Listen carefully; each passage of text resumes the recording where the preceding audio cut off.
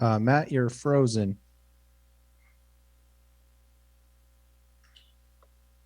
It looks like the internet decided to censor him. Okay, you're back. Okay, thank you, Josh. So we're treating the Genesis fractal as a big experiment where each of us are rulers, or each of us are scales, and we're asked to measure the quality of a contribution on a weekly basis. And so I went back to the Genesis fractal and came up with a metric to try to determine, to try to assign each of us a quality of, how good of a scale are we? And I made a dashboard that tries to highlight some of these ideas.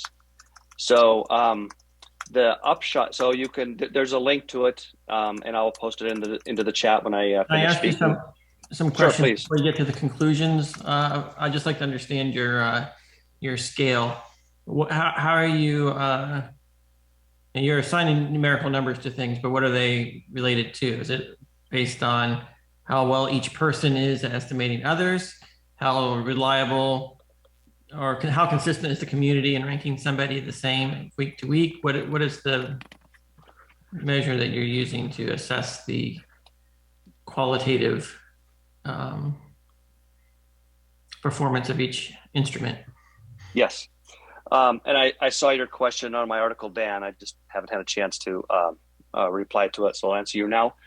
The metric is each of us. So, like for example, I'll take me. I take me, and I look at how I've ranked other people over the past 20 weeks, 21 weeks for all the members that I've attended, and I see like for example, if I've been in a meeting with you, then I have then my group has assigned you some level. So I take how I did, and then I compare that to how everybody else did. Um, and that is the assuming wisdom of the crowds, assuming that the fractal itself is the wisest, and that I'm just a part of that. Then I compare uh, how I measured you, or how I measured the people that I've been asked to evaluate to everybody else. So And you're talking about how your group compared to all the other groups in assigning me a measure. yes, Okay. So I've got a couple of concerns about that methodology. Um, is for starters, due to the randomness of the initial distribution, sometimes we get some really big contributors in one group, which could skew things. Sometimes, um, somebody's not able to show up, or I don't know. So it seems like if it's hard to measure against, let's say there's a fault in the current mechanism because of noise, and you're comparing how accurate one person is to the noise inherent in the current system versus comparing to some ideal measure of each person's capabilities or otherwise. So in effect, I worry that you could be measuring the noise in the current system and not getting results that are relevant to, say, a different system. fair point. So the way I address that is, um, for example, I've been in two, if I remember correctly, I've been in two consensus groups with you over 20 weeks.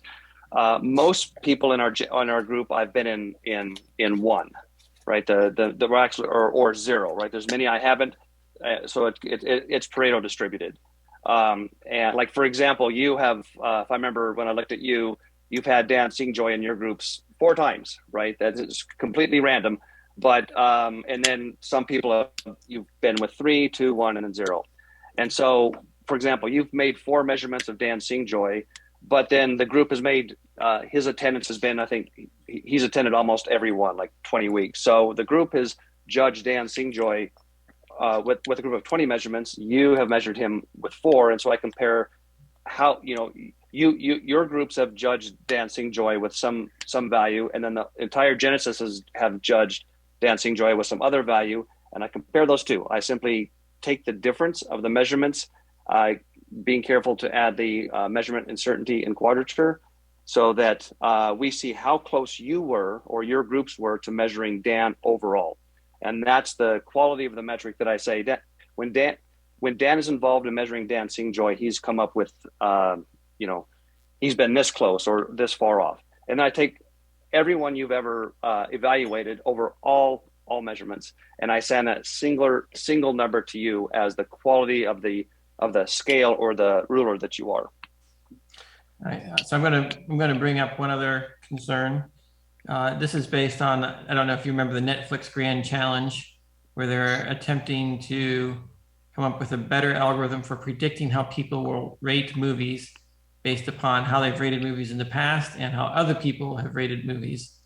And the winning algorithm there that was best able to predict that needed to account for the fact that people's preferences change over time. So that would mean both my interpretation of Dancing Joy and the group's interpretation of Dancing Joy change over time, either because we're factoring in, well, he's been compensated enough, or there's other people, or maybe, you know, there's all kinds of things. We're picking on Dan here, but there's nothing personal meant by this. We're just using it as an example. But you know, after a while, people are, you know, maybe I valued what he was doing in the past, but it's proven that that's not really valuable, or the communities. And so there's this shifting over time. And I would be curious to what extent your model is basically assuming that there is one number for people approximately that represents things. Now, I suppose that's fair given my proposal, which kind of creates an average number for each person, which kind of averages out their salary over time instead of a week to week measurement. But those are just some of the concerns I have, I guess, with data modeling generally. I think it's a very powerful tool to like give hints of how things might be going awry, but that's there's limits to every model. Agreed. So you're right. The Netflix example is a very good example. So I tried to steer clear of all of that. I didn't try to model human behavior or cognition or judgment. I just let the data speak for itself. And I took the simplest model that I could think of, probably like what you did when you were coming up with the, you know, how do we get better statistics, and how do we reduce the noise? And so I treated like all, so everyone has I assume that everyone is a full-time employee of the Genesis Fractal. They're all doing their best. They're putting in 40 hours a week. They're producing consistent results on a weekly basis. Given that, but that is not true, but given that, and that's the model that you must have used sort of in your mind too, when you're trying to think about how to,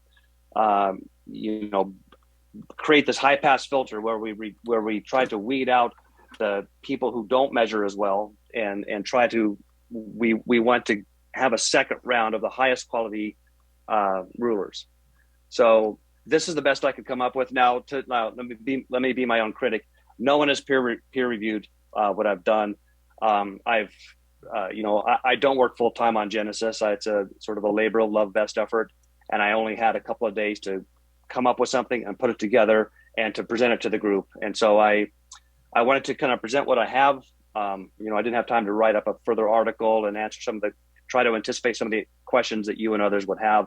But this was the best I could do, sort of given a week's notice of this pretty, substantial structural change to how we're operating. So I wanted to just get a second opinion out there based on my analysis. Let me just say I appreciate the time and energy you put into that model. It certainly gives us all a lot to think of.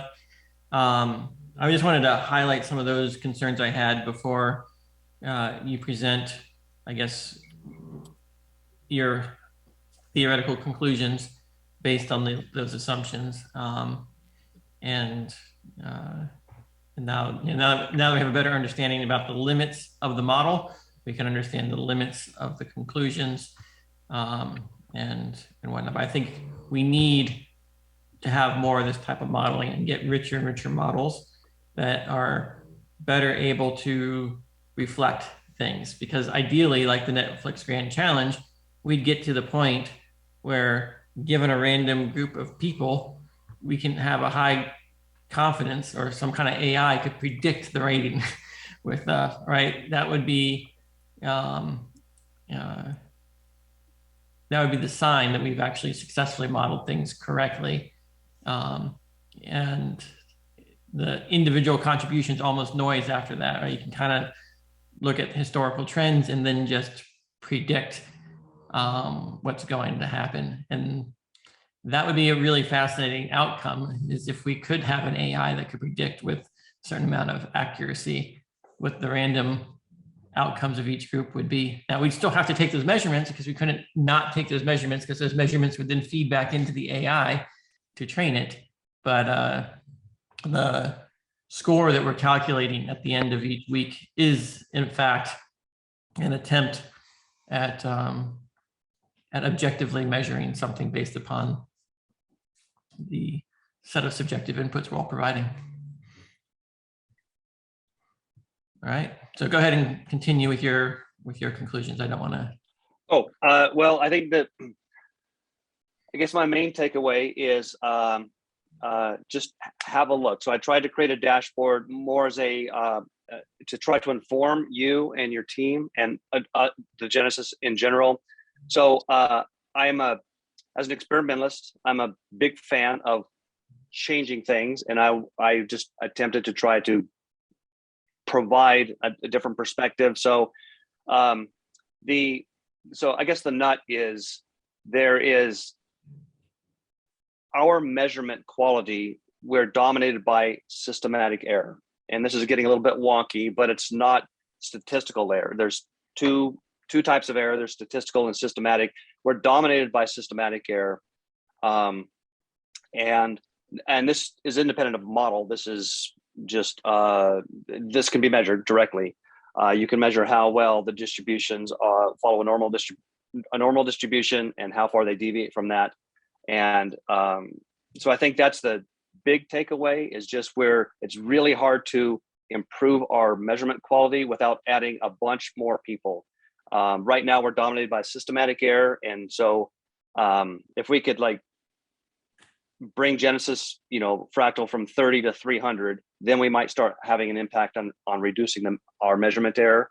But it's really hard to beat down the systematic error without fundamentally understanding a lot of the things you brought up, which I don't understand either, right? Modeling the human, how we judge things is incredibly difficult.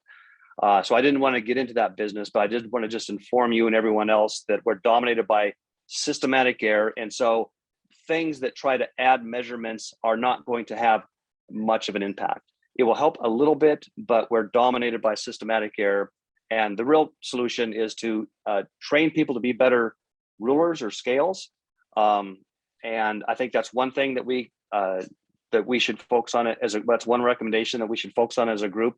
Your change, the change going to 2, where we eliminate the first 2, it does the opposite of that. So we don't, we're sort of weeding out people from having the opportunity to participate with other more senior, more veteran people who are good, and be able to see how they roll and try to mimic their behavior. So I'm concerned about that. Well, everyone in the first round, the senior and the junior folks are all mixed together, and you kind of get to see how the more senior people kind of rank themselves to the top, and also how they rank how they participate in ranking the lower levels. So there's still an opportunity to share that information, but then once you've identified the top half, those are the people that have been identified with whatever margin of error, have identified to have spent the most time, effort, and produced the results that are most valued by the first level. And collectively, they know more about what they did, and they've got more incentive to differentiate themselves and advocate for themselves. They're just more informed because they're more involved, right? So each of us, some people just show up on Saturday mornings and they're not thinking about this the rest of the week. Other people are reading and modeling and thinking deeply about it. So we can say, and we also have some people that have really good business sense. This is going to help us thrive. And other people that don't have that sense, right? The the people who are putting more of their time and energy have, I guess, more need to be a better instrument in understanding what's valued. They have more skin in the game for making sure that good values are recognized than, say, the bottom half, which doesn't have as much skin in the game and doesn't have much energy into it. And so they're, just due to reduced attention, have less information from which to make it, because the people who are working every single day, they're thinking about this and they're bringing all that knowledge to their measurement of contributions.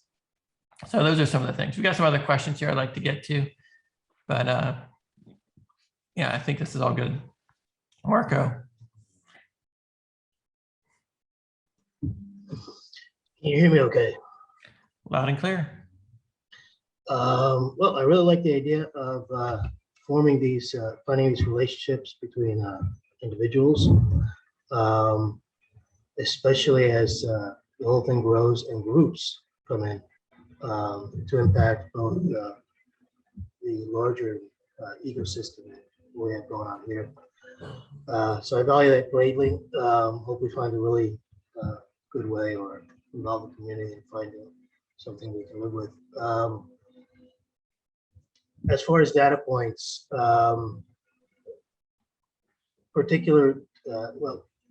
individual data points are going to have an impact pertaining to voting. We've had someone present the idea of not voting for yourself. I said, put in the option. And part of the reason for the option was we can see who chooses the option on a week-to-week basis. And I believe you have really two camps. One that's going to want to hear what the community has to say by turning off voting for yourself, and others who want to push their agenda through. I believe that's important. Back in Eden, I suggested having a survey alongside the voting process for the topics of the day. I believe that can serve well here if those things are included to the UI for specific data points, not things that are going to impact individual relationships, but things that we see trending that may that we may want to get ahead of. Okay. It's always helpful to have more data. One of the things I want to remind people of, we're not voting, we're reaching consensus, and there is a difference there. You know, expressing an opinion is not the same thing as voting. It is an attempt to persuade, and at the end of the day, everyone has to agree with you, or it doesn't really matter. So you're not really voting per se. I used the social media liking stuff replaced as voting. I spoke there. Yeah. All right, Gregory. So tangential to the conversation you were having regarding the addendum and with Matt, there is an educational component I think Matt was suggesting on with regards to how we improve those that weighting, if you will. If people have better understanding and better idea about not only that we are weighing the contributions, not the individual, and how we might better weigh the contributions made and the short-term and the long-term impact, we could get better results. That said, one of the questions asked internally in the team by James Mart was, when we present at some point this platform and we've had a round one and people move to round two, what will the round one people do while waiting for round two to weigh? And one of the suggestions I had brought up, and it seemed to be mirrored by Mike Manfredi, is allow those people in round one at least to participate as a fan and listen in. It doesn't have to be a full, video channel, but as an audio channel, listen in to how the round two people are ranking the contributions made and allow them to learn and gain more insight with regards to the processes that they use or the thought process that they share in such ranking. So that might yield additional educational value to all while we're getting to an overall consensus. Interesting ideas. First, I heard some of those, so thanks. Right, Eric. Couple things, two things actually. I just would like to welcome Mark Moto Tbilisi to the chat. Finally got invited someone. And second, I was just thinking about what you guys were talking about earlier, about, let's say, the top half or the lower half. Let's take a farm as an example. People that are working quite hard on the land are engaged daily or hourly for a long period of time, but maybe not on the strategic level. How does that work then in kind of white collar, blue collar kind of approach to Contribution. Fibonacci? Yeah, that's essentially where I was trying to go with the second level, is that the people who skills and talent, leadership talent, the people who are setting the values of the community, that is not normally distributed, that's Pareto distributed, right? There's only so many Steve Jobs out there. There's only so many, Elon Musks and whatnot that can inspire people, that have a vision, that can do all those types of things. And the question is, who's best able to identify those people? And one of the things that going to 2 rounds gets us is a little bit more stratification. So now instead of 6 levels, we have 8 levels, which makes a pretty big difference on the Pareto scale, which will bias team rankings toward a smaller group of people. But yeah, we should not expect, I would think, that wisdom of the crowd on average is going to be better than wisdom of the top half of the crowd or the top quarter of the crowd, right? There's definitely a difference in quality. If you take all the basketball players out there and you average their opinion on how to play basketball, and you take the top NBA players and average their opinion on how to play basketball, you're going to get different results. Even if you use the same number of people in both results, or even twice as many people in the lower half, but everyone could probably agree that, hey, these are the best basketball players. We might not know everything, but we can tell that they're better at basketball than everyone else. So we'll put them in the best basketball category, and then we'll let all the NBA players rank themselves to determine who is the most valuable player on each team. And that will probably be more informed than having the fans rank who the most valuable player is on each team, because the fans might see the person who scores the most, but they don't necessarily see the person who enables that person to score the most.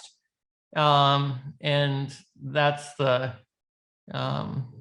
difference. And that's why, I think we should experiment with it. I don't think we actually have enough data to model it to be conclusive about anything. So I would say that if we adopt this new model, the great thing about this process is we have the means of reaching consensus to change the process to better measure things in the future, because we've got the principle of fractal democracy, the principle of dividing into groups, selecting representatives, and so on and so forth.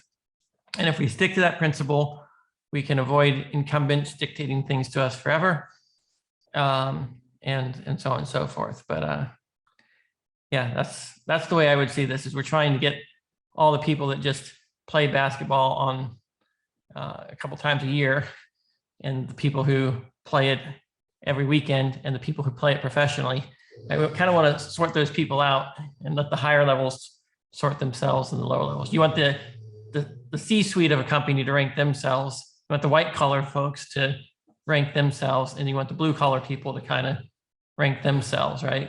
What we're saying is the blue collar people get to kind of identify who are the people that are most likely to be more white collar, or in the grand scheme. And I think that most blue collar people have the skill to identify the good managers. They might not necessarily know how to manage, but they can tell when things are being well managed generally.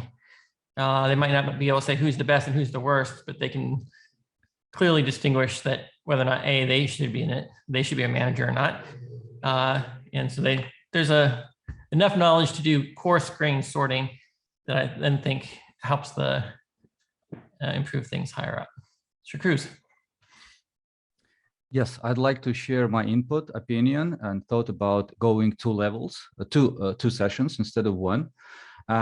Every time on Saturday, when we have this moment when we're going into the breakout room, this is the emotionally a very exciting moment, because I'm going to meet some new people, probably completely new, probably just going to meet some amazing people. And this is a very emotional, exciting moment.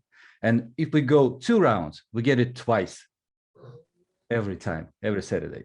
And if you, that's just, twice as much fun, because I've been getting used to go to breakout rooms once, and now it gives us something new. It's something novelty into the community. So emotionally, not just, analytically going to the models, but to me, emotionally, this is a great thing. So I like it. I'm excited to try it. And I'm excited that this way, I'll be thinking like, am I ready to go this Saturday 2nd round? Am I ready to report to Daniel, to the top players in the community, right? So, and this gives me a different perspective on getting ready for ƒractally for the next Zoom meeting. So I like it. That's my opinion. All right. It's now 11 o'clock. The official meeting is beginning. So more people are showing up. We've got almost 39 participants right now. That is really, really encouraging. So what I would like to do is have this proposal considered by 2 mechanisms. One, the team leads of each of the teams, I would like to vote on the proposal. And I would like the highest level individual from this meeting to meet after this meeting to vote on or to reach a consensus, rather not vote, on whether or not to adopt this proposal starting in August. I think August 6th, we would go to two rounds.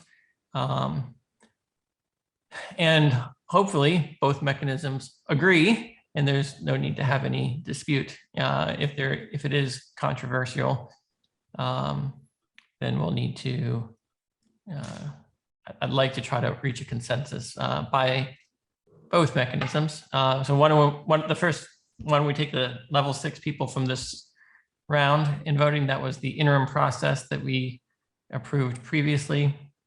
And the team lead deciding is the proposed new process that we've been working toward. Since the teams are just getting formed and we only have so many teams right now, that's I don't think that's quite as robust as we want it to get eventually, particularly with the ability of team members to revoke their team lead easily if they don't like how their team lead votes. So I'm going to try to do both as just sort of 2 ways of sampling the community for approval to go to this enhanced process. And if that agrees, then there's really no room for any dispute. We have a consensus by both standards. So that's what I'm aiming for, which is a higher standard than I think is necessary, but in the spirit of moving forward as united as possible, I think that's it's worth taking that measurement. And if there's a disagreement in those 2 measurements, we should investigate further. Why is there a disagreement in those 2 mechanisms? So I guess what I'd like to do is have the team leads report their opinion separately. After we have a post meeting where we have everyone who's level 6, well, I guess they can all raise their hands, and then we have everyone at the top of the screen, and we can just have a quick discussion to reach consensus. So in your breakout rooms, after you've reached consensus on levels 1 through 6, if you have time left over, discuss the proposal, and level 6 folks, please gather information and attempt to represent the consensus of your group to the higher level, recognizing that when you put someone as level 6, you're also trusting their judgment this week to some extent. So it's kind of dual role. So if you are new and just signing up, we are talking about the proposal to the first amendment, where we go to 2 rounds, and where we change the ranking from average of Fibonacci to Fibonacci of average, as we mentioned last week. And I think that's a pretty substantial change. So please read that post on Hive. Josh, will you please post that in the chat if they haven't read that, and discuss. We've got 10 minutes for any other questions before we go into our breakout rooms.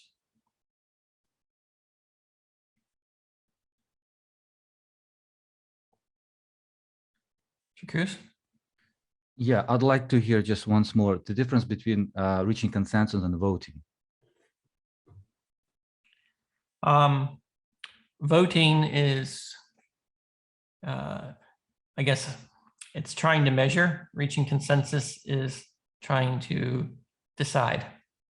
So I guess consensus is 2 ways, and voting is just a measurement. It has no ability for the voter to take in new information and change their mind after the fact, right? So the vote's kind of final. We've taken the votes. It is what it is. We've measured. Consensus is we've all expressed an opinion.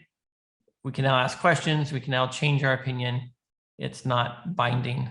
And also part of consensus is at the end, we're all saying the same thing. Voting at the end, I'm still got who I voted for, and you still got who you're voted for. We never got to say the same things. I'd say that's 2 ways to look at the difference between voting and consensus. You know, if you want to talk more about it, I think Gregory's wrote a blog article about that, I believe. We talked about it. So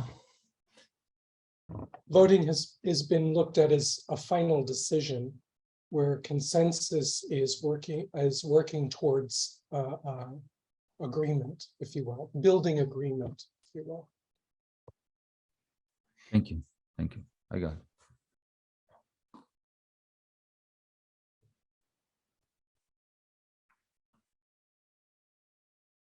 that's one of the things I highlight in my book is one of the benefits of this process is that we can actually reach consensus by factoring more information from more people. When you look at how traditional democratic processes work, somebody has the resources and pull to get on the ballot, and everyone else just gets to vote. They're not participating at all in the ballot selection process. And we're all the poorer for it. So, Daniel. Thank you. Thank you. Can you hear me okay? Loud and clear. All right. Quick question for me, who is an eternal newbie. I'm still learning. I understand what is said, what is being discussed. Is there a process where when we're in the breakup room, we can ask advice from someone else we trust? Wow. One of the aspects of the breakout rooms is the real-time nature. Everyone in the community is in a breakout room. So I guess in theory, nothing stops you from being on a phone call with your trusted advisor, but they're probably on a call as well. And so doing so in real time, outsourcing your opinion in real time is probably not too viable. Maybe you could ask some text messages to your friends, but I would suggest that you use the meeting to make the best measurement you can with the information you have, and then go back after the fact, discuss it with your trusted advisor, and then the subsequent week, you can make a better decision and just use it as an opportunity to refine yourself rather than being so worried about being perfect every single week, since we know that's not even possible in the first place. You've got 4 or 5 other people in your group who are randomly selected. So on average, you should be able to trust them for feedback and ask questions. Even though you don't know them, you know that they represent a random sample of the community. If one of them's not trustworthy, well, there should be someone else who's somewhat trustworthy who can hopefully answer your questions. And if you get several different perspectives from your own group, I think that's probably the best bet. If you want to ask somebody who's not in here, there's nothing that prevents you from having an entire team behind you with a earpiece in your ear advising you what to do, as long as that team is not also participating in the meeting. Yeah.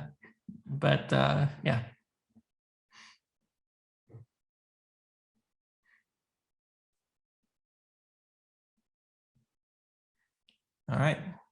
So thank you so much for participating. And even though you're a noob, you are helping us test the process. And that's a valuable contribution.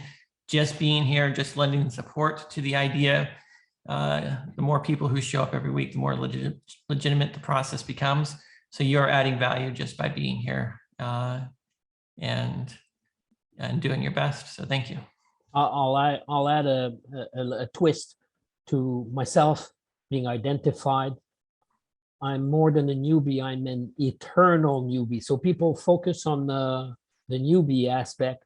I've learned, I'm still learning, but I always have to repeat. And the more I repeat, then the better I become. Yeah, thanks. And I'm sure I'm not the only one. Exactly. We're all newbies at life. All right. Any other questions? We got 3 minutes, so time for one more question, and then we'll do the breakout room. What's your favorite ice cream, Dan? I like Oreo cream ice cream. What's your favorite ice cream, James? Very tough. Say it Chocolate again? chip cookie dough. Oh, chocolate chip cookie dough. All right. Now we got the ice cream question out of the way. Yeah. So we're going to reach consensus on how we're going to wear our socks. Vitalik has a proposal, I see. I don't know if you saw the tweet on there. Oh, that's a good one. That's what you're going to do in the next demo video, or are you just cracking a joke? I'm just cracking a joke. No offense meant toward Vitalik in the least, or if it might even be photoshopped, I don't know. I just thought it was humorous. Jorge. Hey everyone, good to see you all. I wanted to point out that Matt Langston just posted a analysis from data, statistical analysis on the chat, which is rejecting the hypothesis that the second round reduces systematic noise. I haven't seen it, but I would like us to take a look at it because it's analysis based on data. So thank you for bringing that up. We actually spent the first half hour before this meeting discussing that with Matt in front of everyone. So it's been thoroughly discussed, at least with those who show up half an hour early. Going forward, if you want to be involved with those deeper discussions. We really do need more than 15 minutes to get into that kind of thing. And so there is usually pretty good discussion going on in the 45 minutes before the breakout room. And it's worth showing up. I know originally we talked about that being more dedicated toward newbies, but in practice, we've only had a couple new people a week, and we can normally answer their questions in 5 minutes. So we do use that. And when we go to 2 rounds, that's where the majority of the discussion is going to occur, because not everyone's going to want to wait for the second round to continue. So the pre-meeting is going to be more and more important. Yep. So we are still voting for the proposal today, and Matt's analysis has already been considered, right? Correct. Okay. I think even Matt, correct me if I'm wrong. Oh, it's time to do the breakout rooms. So we'll discuss it afterward. All right, the rooms are open.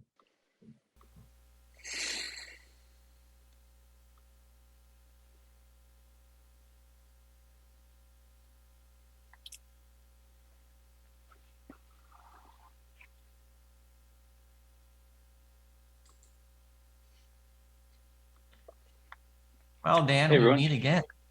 Yes, we do. As luck would have it, as Matt was saying before.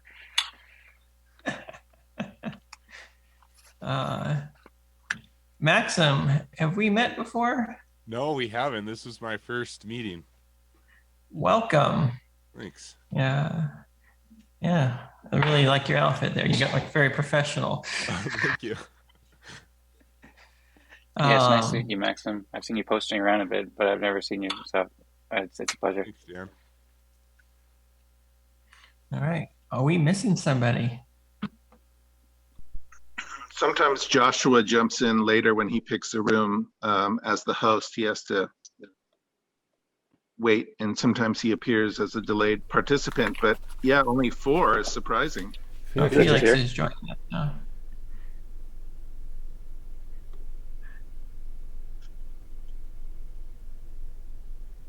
And now Joshua. All right.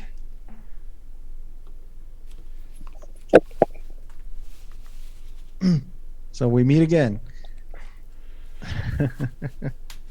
All right. Good to see everyone again, and thank you all for being here. I guess I'll go ahead and start with my contributions for the week.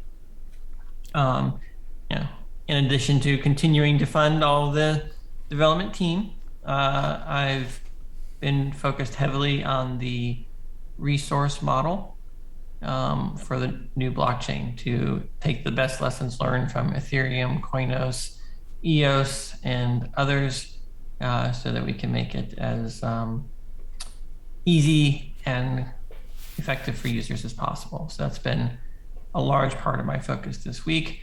And we've also are preparing to release the details of the upcoming blockchain in September. So lots of stuff going on that front. That's what I've been doing. And I guess from there, I'll propose that Maxim, you go next because you're in my top left corner. Okay. I'll just also say before Maxim starts speaking, I just want to just let it be known that I'm recording, just by the way. Thank you, Dan. I'll probably share it at some point. Thank you. Awesome.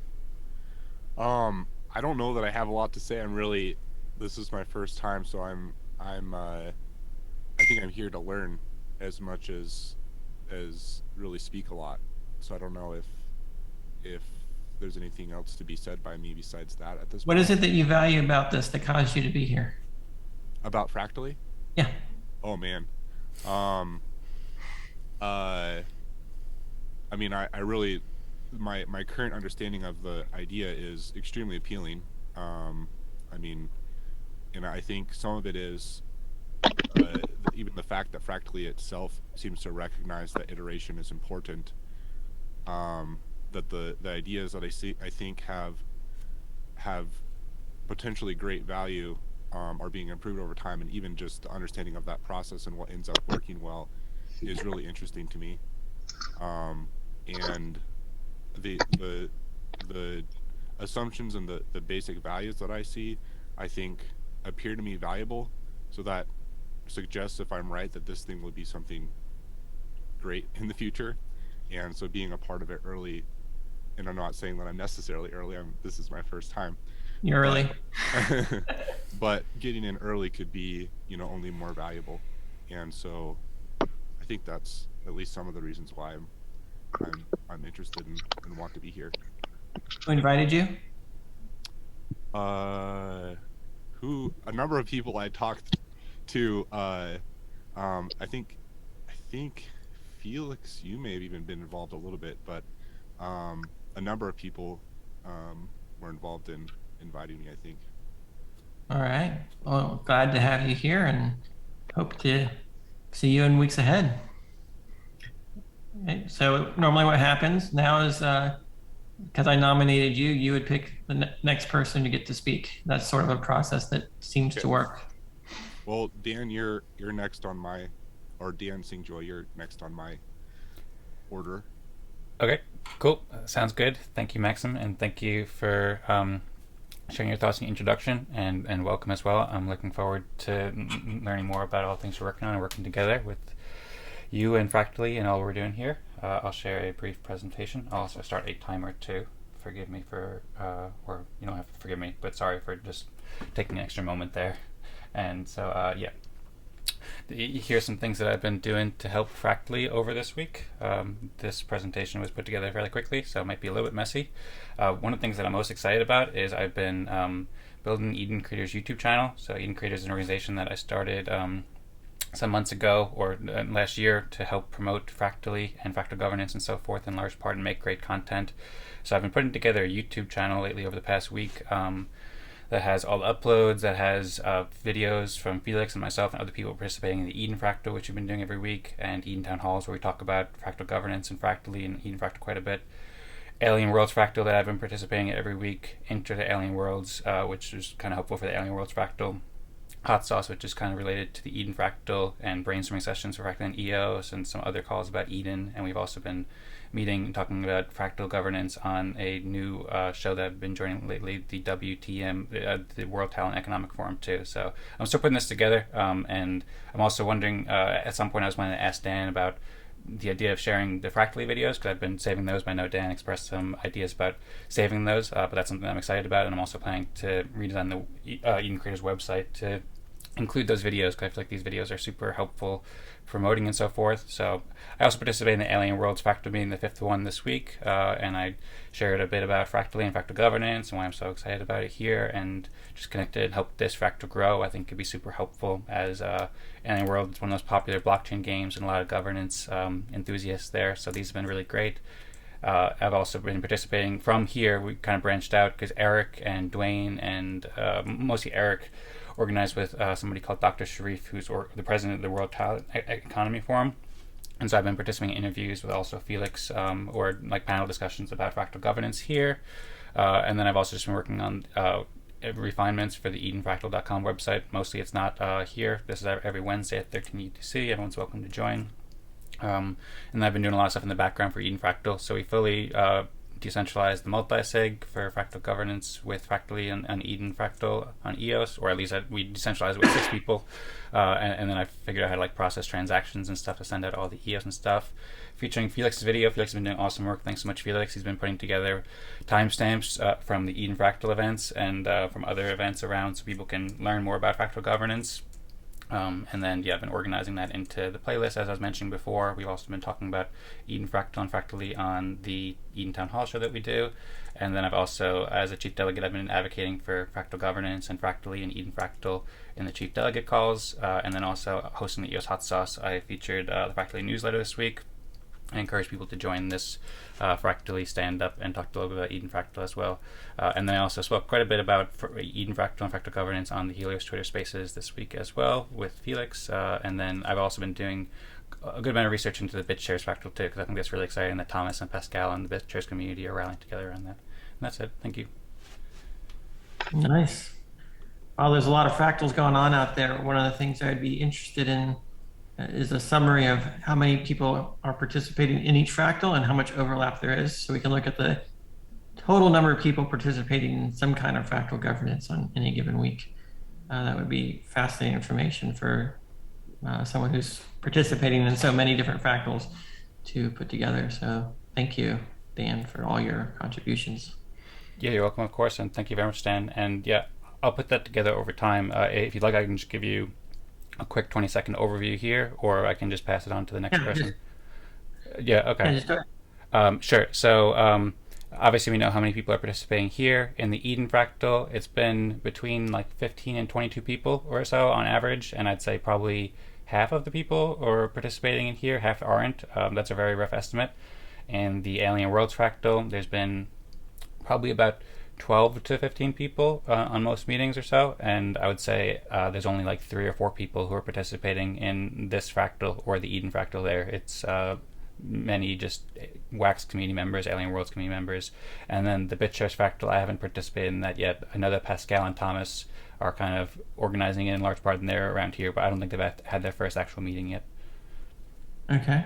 It would be awesome to also have a Hive fractal, because we're already on Hive, and people have been asking me, how does Hive benefit from any of this? Well, everyone is participating on Hive, but yeah, I think that's every blockchain needs a fractal, and what better way than to bring fractal governance to all my past projects? That would be a huge achievement. So thank you so much for that update. Who do you nominate to go next? Thank you. I'll nominate maybe Jay. Thanks, Dan. Thank you, Jay.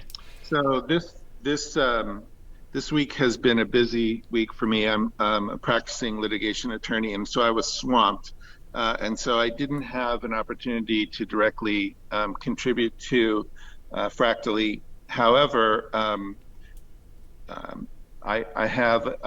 some of the work that I had to do involved a blockchain and a dispute and accusations of unlawful conduct.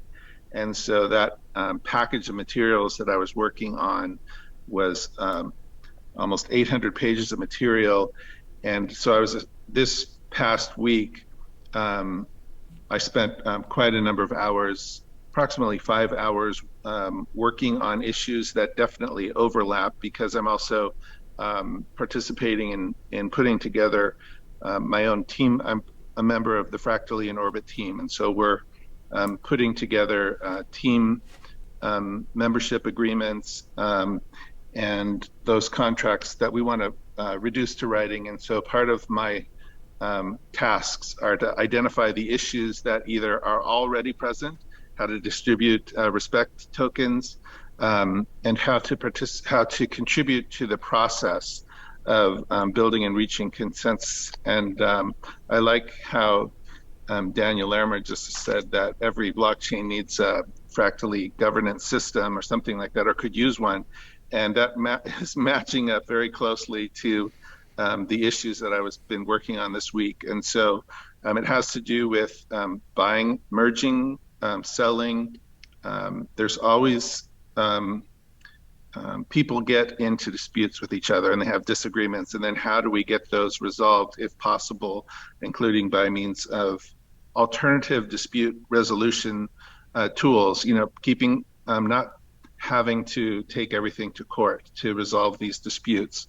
And so I think in one of the themes that I want to communicate to my membership in ƒractally is that I want to be in this for the long haul, over the evolution of 5 to 10 year vision of where we can get to over time. And so that's why I'm happy to be participating from the ground up. And so that's it matches what I see my purpose and role as a contributing member this week. So it's about 5 hours, and that's all for now. Thanks. And I will nominate Felix.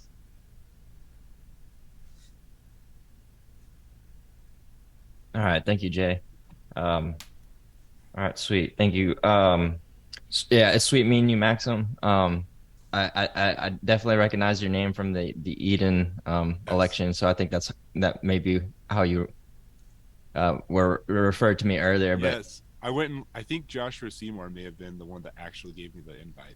But anyway. Yeah, no, we don't give him credit here. Yeah. Hey, Josh is the man. He does a lot of behind the scene work too. I think that not he doesn't get as much credit as he probably should, but yeah, mad respect for Josh. I just want to throw that out there. But yeah, so I'm just gonna kind of share what I'm doing. I'm like overloaded with work, but I'm really trying to learn OBS. I think that's gonna help a lot with what we're doing here. So as you saw too, what was that? What is OBS? OBS, it's the shoot, forgot what it stands for, but it's basically how I like screen record software and share.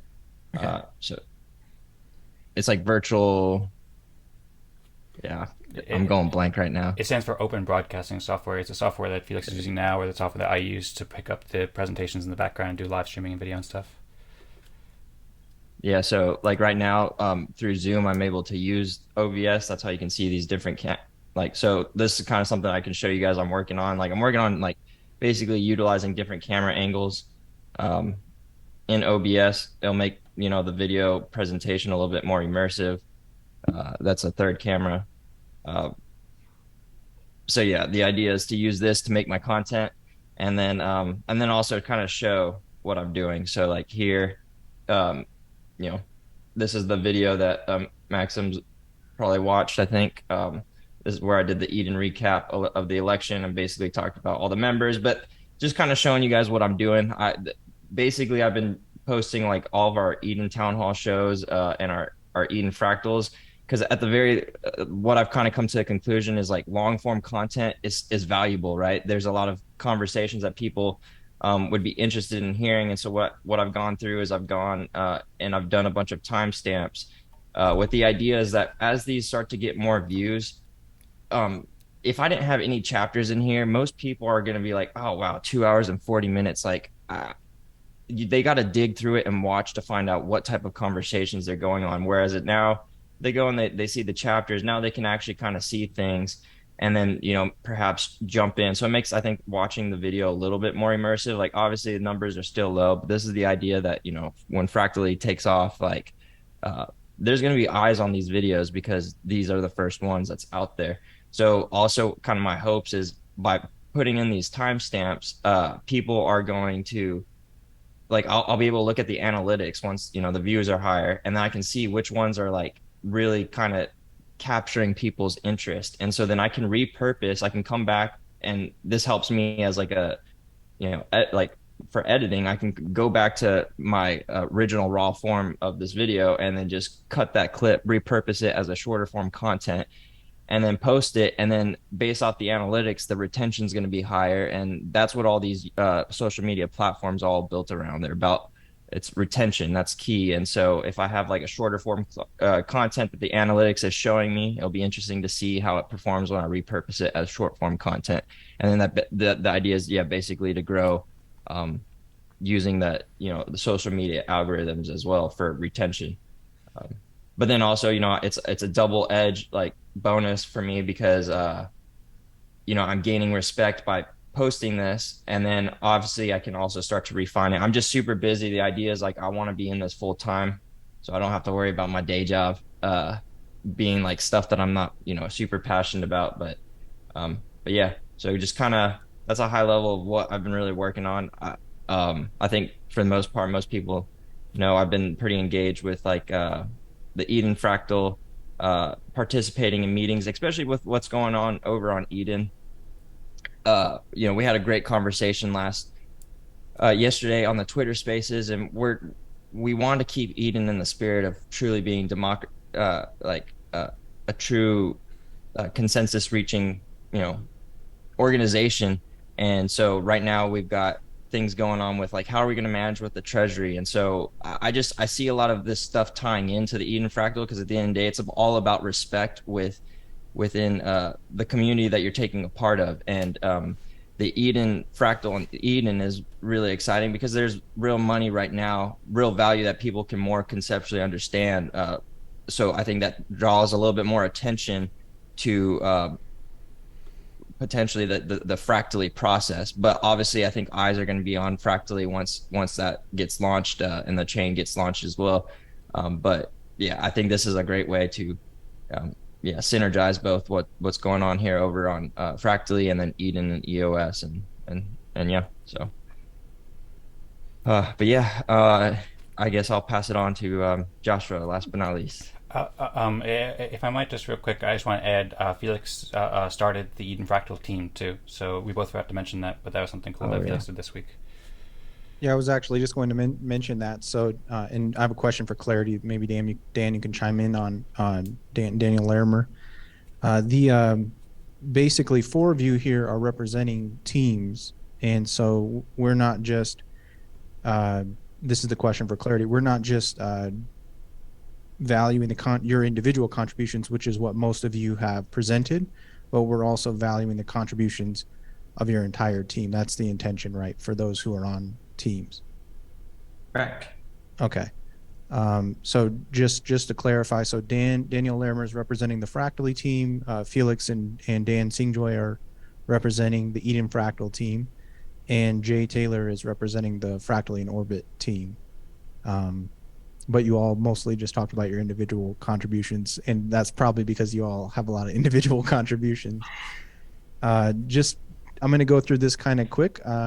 I actually came prepared a little bit today with a list of things I want to mention. So every week I do some tasks to just help keep the Genesis Fractal operating. I normally don't talk about those, and I think most of them you guys kind of see or you're aware of. I did invite Max to join, and I don't know if you're the Max that I've been talking to in Telegram, Maxim. It should be. I mean, I'm Maxim there as well. So. Okay, I think I'm talking to a different Max that has it because he has a different handle. So that's ironic though. I didn't see him join today. This guy that I've been talking to in Telegram, he did join the Discord and introduce himself. He's doing business development. I reached out to 2 show hosts this week. One of them responded finally today and is interested in moving forward with interviewing Dan Larimer. So I've got an email conversation going with this gentleman, podcast show host, and Gregory to see if we can move that forward. Right before we jumped on, I decided to I set up a public community and group on Twitter for Fractal DAOs. I want to see maybe if that's something that we could get some people on Twitter to join. We'll see how that goes. Like most of you, I read and review the recent articles by our fellow members, so I know what's going on. One interesting contribution that I made recently, I took a snapshot at Dan's request to figure out our current membership status, basically, with some new definitions that haven't necessarily been introduced yet. So new ways of defining part-time members, full-time members, which will have an impact on what is considered to be an active team, and then what would be an inactive team. And of course, the active teams would let us know what our council is, the team leads from the active teams. And I'm almost done taking a snapshot of, with these new definitions, inactive members and members at risk of not receiving respect because they haven't signed the contributor agreement, or I think maybe one other factor that I didn't note here. I'm mainly focused on strategizing how to get new people to participate and improving the discovery and onboarding experience phases. I've been putting more thought into how to implement this upcoming proposal, assuming that it passes, which includes modifying the meeting agenda. One of the newest contributions that I'm excited about, and I'm going to create a video walkthrough on this, is I'm thinking about how can we create and curate projects that members can contribute to.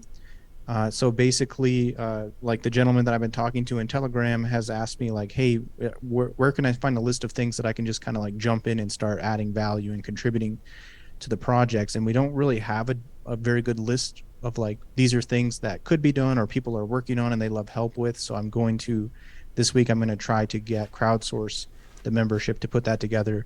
And as part of that process, I set up this application that integrates with Discord really well. It's called dwork.xyz, and it basically lets us have a Kanban board that, depending on your role in Discord, you can contribute to it. The board is public, but you can't necessarily like add a task or like move things around on the board if you don't have like a Genesis Fractal member role and stuff like that.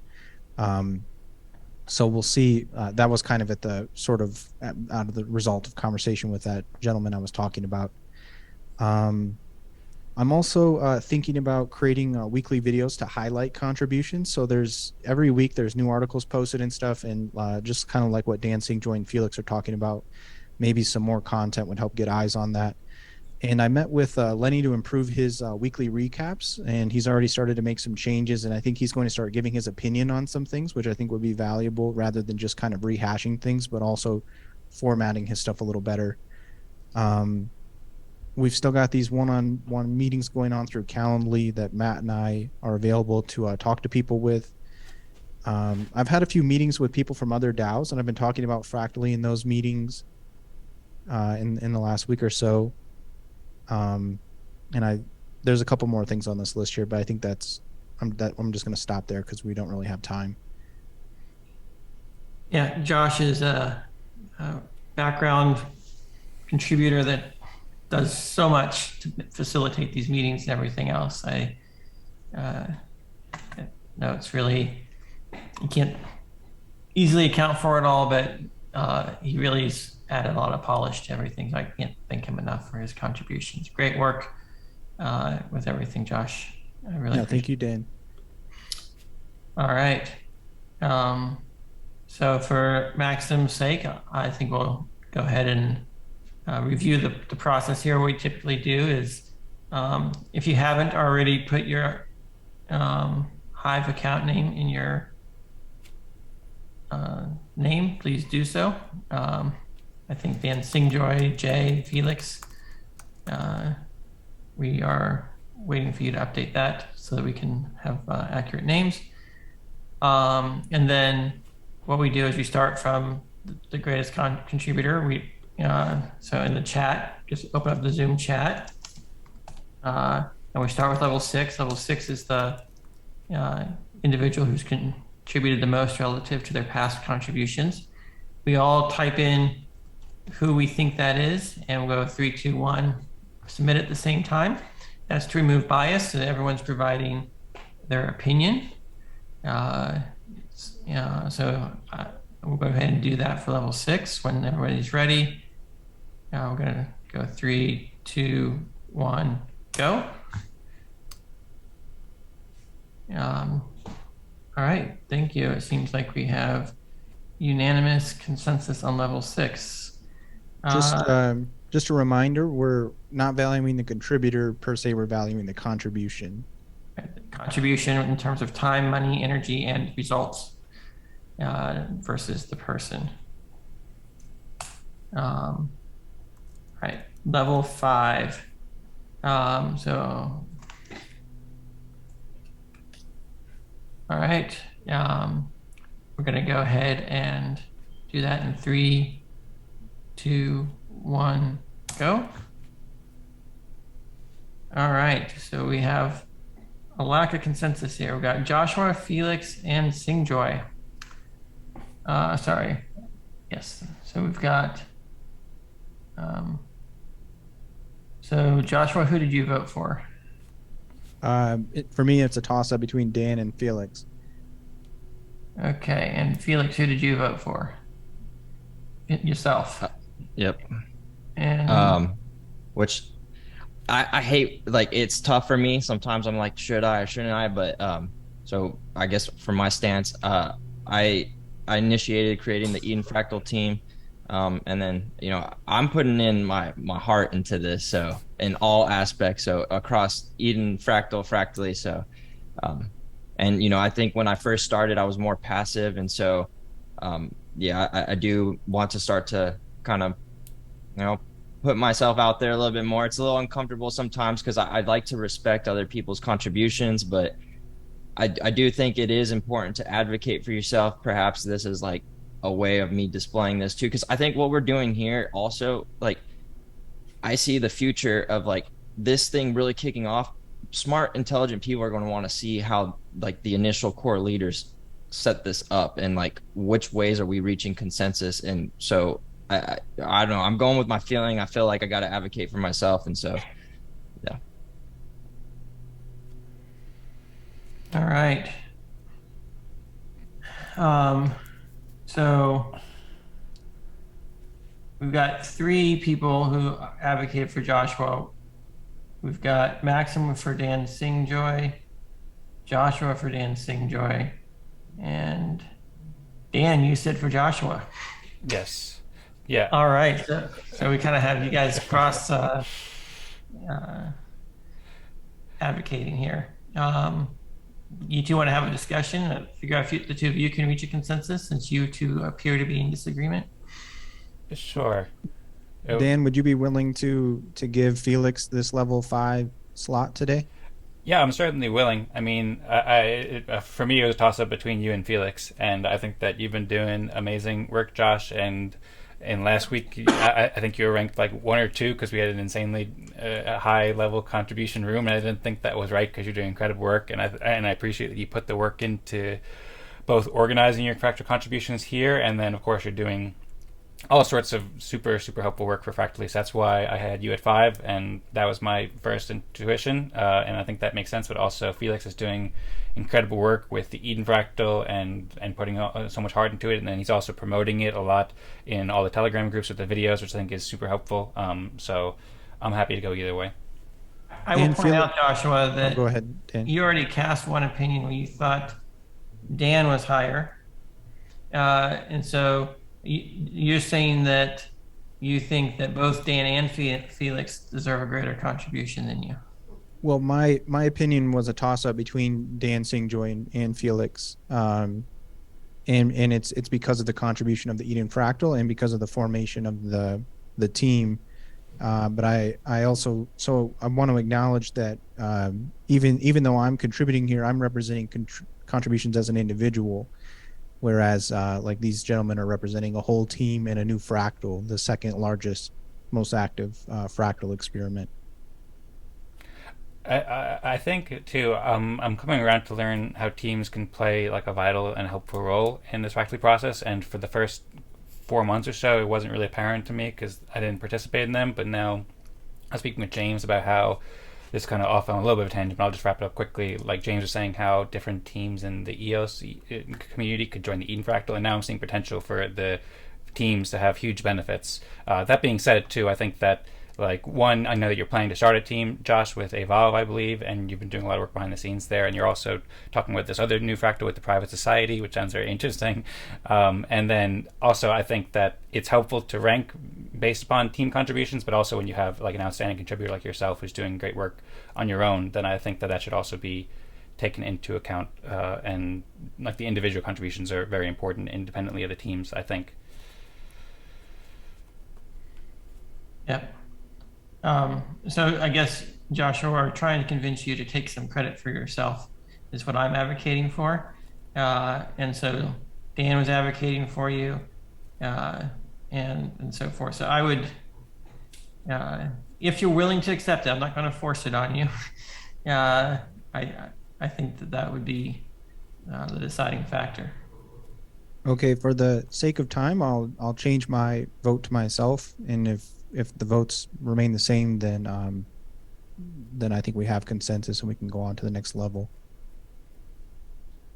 But ooh, and that's a tough one because I think this pushes me to like have to either fight or like consensus is reached for Joshua, right? And I'm cool with that, and I'm fine with that. You know, especially there's nothing I can do at this point other than I guess kind of say a little bit more on my point. So yeah, normally I think I would rank Joshua. I'm fine with giving away my vote. That's like what I think I'm in this week is kind of representing. I got to advocate for myself. And so with Joshua. So I think it's both like we're both kind of passive people who are willing to give, but now it's kind of coming to like, okay, well, also let's stick up for like, you know, we got to share what we believe though too. So one note though, I think also the Eden Fractal, that was a formed team. So I think those are supposed, like any teams that are getting formed are supposed to be ranked, you know, well. Also, I think Joshua, you're contracted a little bit, so you've had some payment, and your respect is a little higher overall. And I've been participating in every single meeting except for the first. So, you know, I've been just as involved, just not compensated. So, you know, your contributions are, I would definitely say, are heavier. with like some of the work you've done, but I think you've also been compensated monetarily. So that's why I advocate to be pushed a little That's a higher really in good just point, this Felix. round. Okay. And like I said, it's tough because Joshua, I love you, man, and I'm fine with giving my vote too. But yeah, that's just my last final share. So if we go with Joshua, I'm fine with that too. But personally, I think I would like to see me ranked at 5. All right, so I'm gonna redo level 5. Okay. I'm not sure if we need to do the Zoom. I mean, it might be easier just to say it in person. I mean, Joshua wrote he'd like to see Okay. Felix get level 5. So if Joshua would like that, I'm very happy to do either way. So I'm happy to switch to Felix as well. We can do a show of hands real quick. So show of hands for Felix, level 5 this week. Can I ask a clarification question? How much of this is supposed to be a picture in time of this week versus last week versus overall? This is really overall. No single week can be an accurate measurement. So you look at past compensation versus past contributions. So some people were overcompensated in the past, or maybe undercompensated in the past, and so you might make it up this week, or hold someone back this week. So I can get on board with Felix. I was supporting Joshua. Joshua supports Felix. Transitive property applies. I will support Felix, which means we've got 4, which is I'm just taking notes on everyone's name as I do this. Lion Flash. All right. So now we are arguing for level 4. All right. 3, 2, 1, go.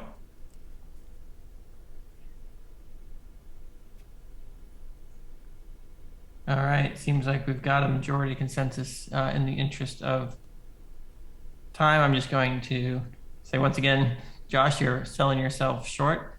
I think historically, Dan Singjoy's done incredibly well. I think he's number 2 contributor next to me in the rankings. So it's just because of that, I think Joshua is should be slightly higher. I just think Dan's been heavily recognized. Not to devalue anything you've done this particular week, Dan. I value all your contributions significantly. Sounds good. Thanks, Dan. Also, I'd like to add too, I think this also kind of showcases how teams will have a role later as we have larger groups too. Because I mean, for whatever like larger groups, the chances of you being having another team in your fractal are probably lower. But then if we're ranking overall the team's efforts too, because a team's efforts is more valuable than a singular for the most part, right? There's more power in numbers. Depending on the team. A team could also be a liability if you don't value what the team's doing. But under the new model, what I would probably do is I would pick one member of your team to go to the next round, and I'll let you guys kind of decide which team member doesn't go to the next round, if we ended up in this group, and then we'd easily identify top 3 and then bottom 3, and then the team can continue to get recognized at the higher round.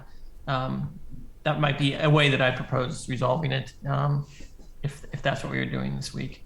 But we have a few more levels that we need to go. So what are we on, level 3 now? All right. 3, 2, 1, go. All right. Looks like Jay is the only dissenter, but no, that's me. I think Jay. Sorry, Dan dissented, supporting Jay, but everyone else I think went for Dan Singjoy. So, in the interest of time, I think we should just accept the majority. Jay, we really appreciate you. Level 2, 3, 2, 1, go.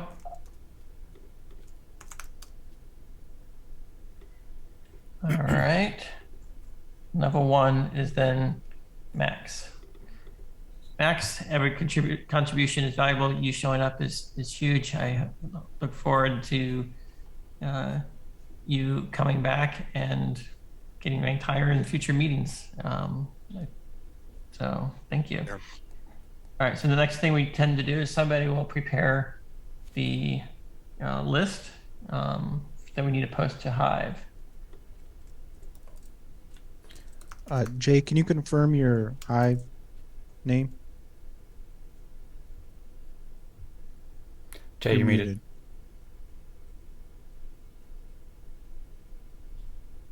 J Taylor -node. Okay. All right.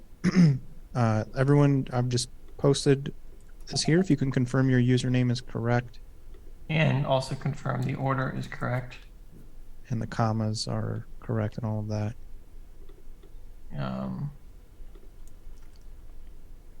And then do we have the link to Hive? Yes.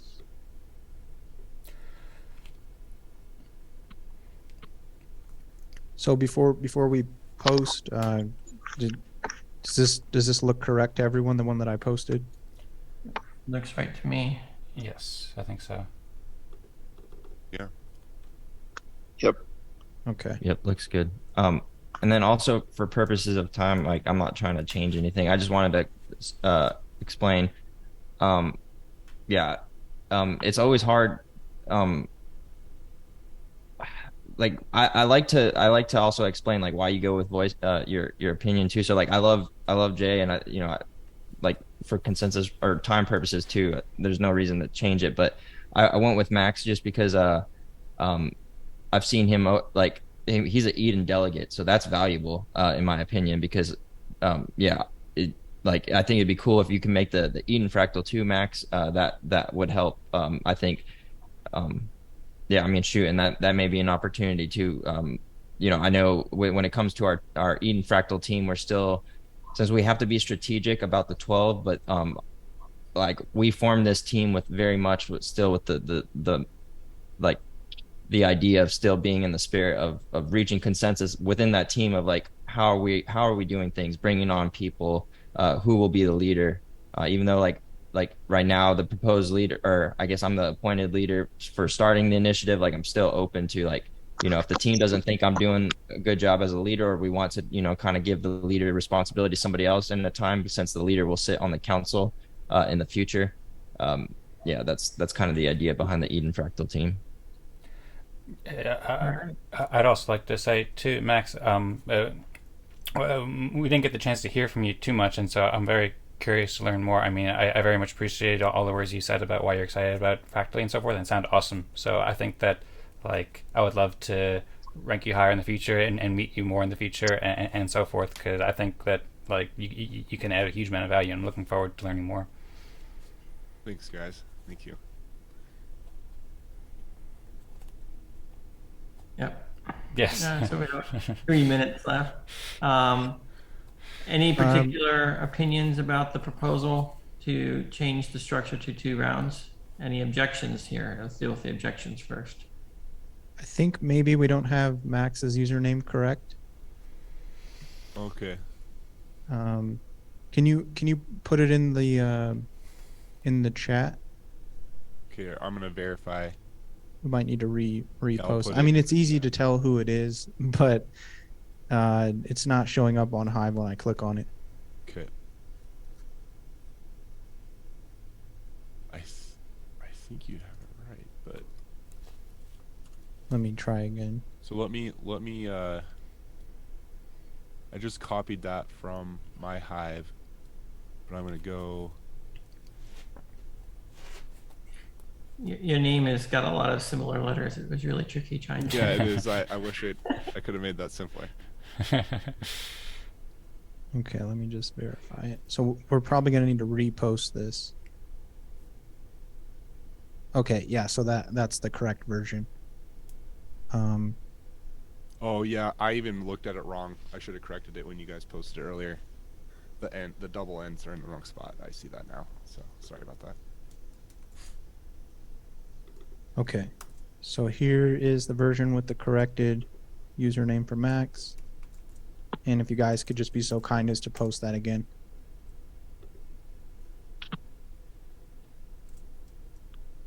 Can we get our user interface out?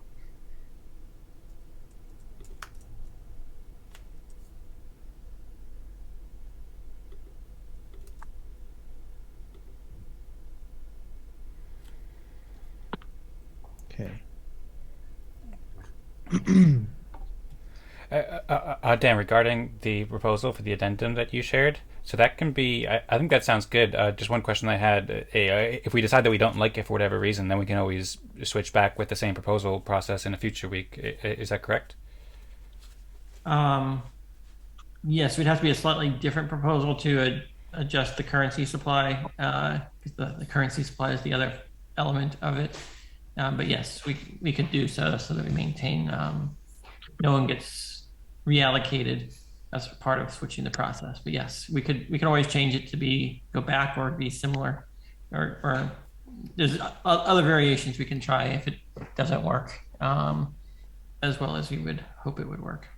Okay, cool. Sounds good. Yeah, I'm looking forward to trying it and hope that the sixes and team leaders approve it. All right.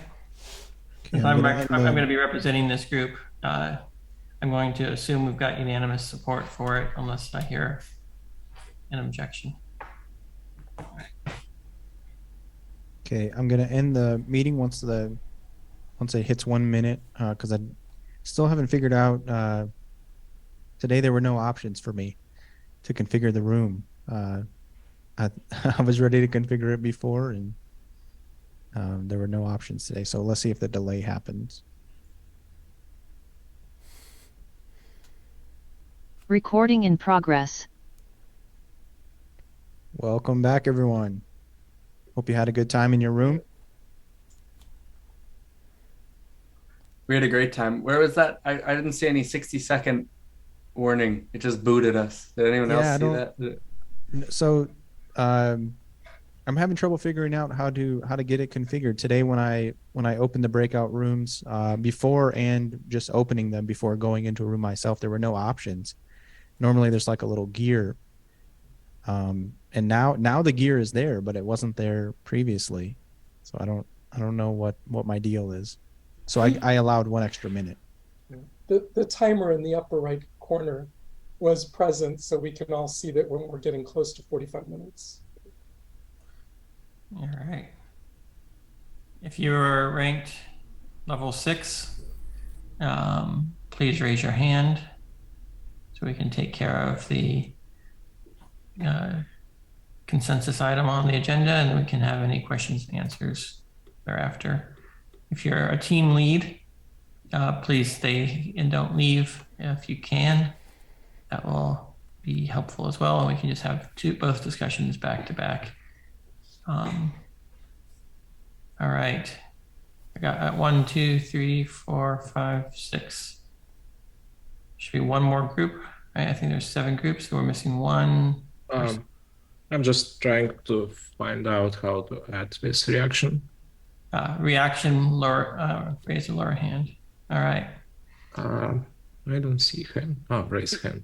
Igor. Right. Sounds good. My group was unanimous, no dissenting. So I guess the next person, Marco, what is your group's opinion? Unanimous 4. Unanimous. Matt, what was your group's opinion?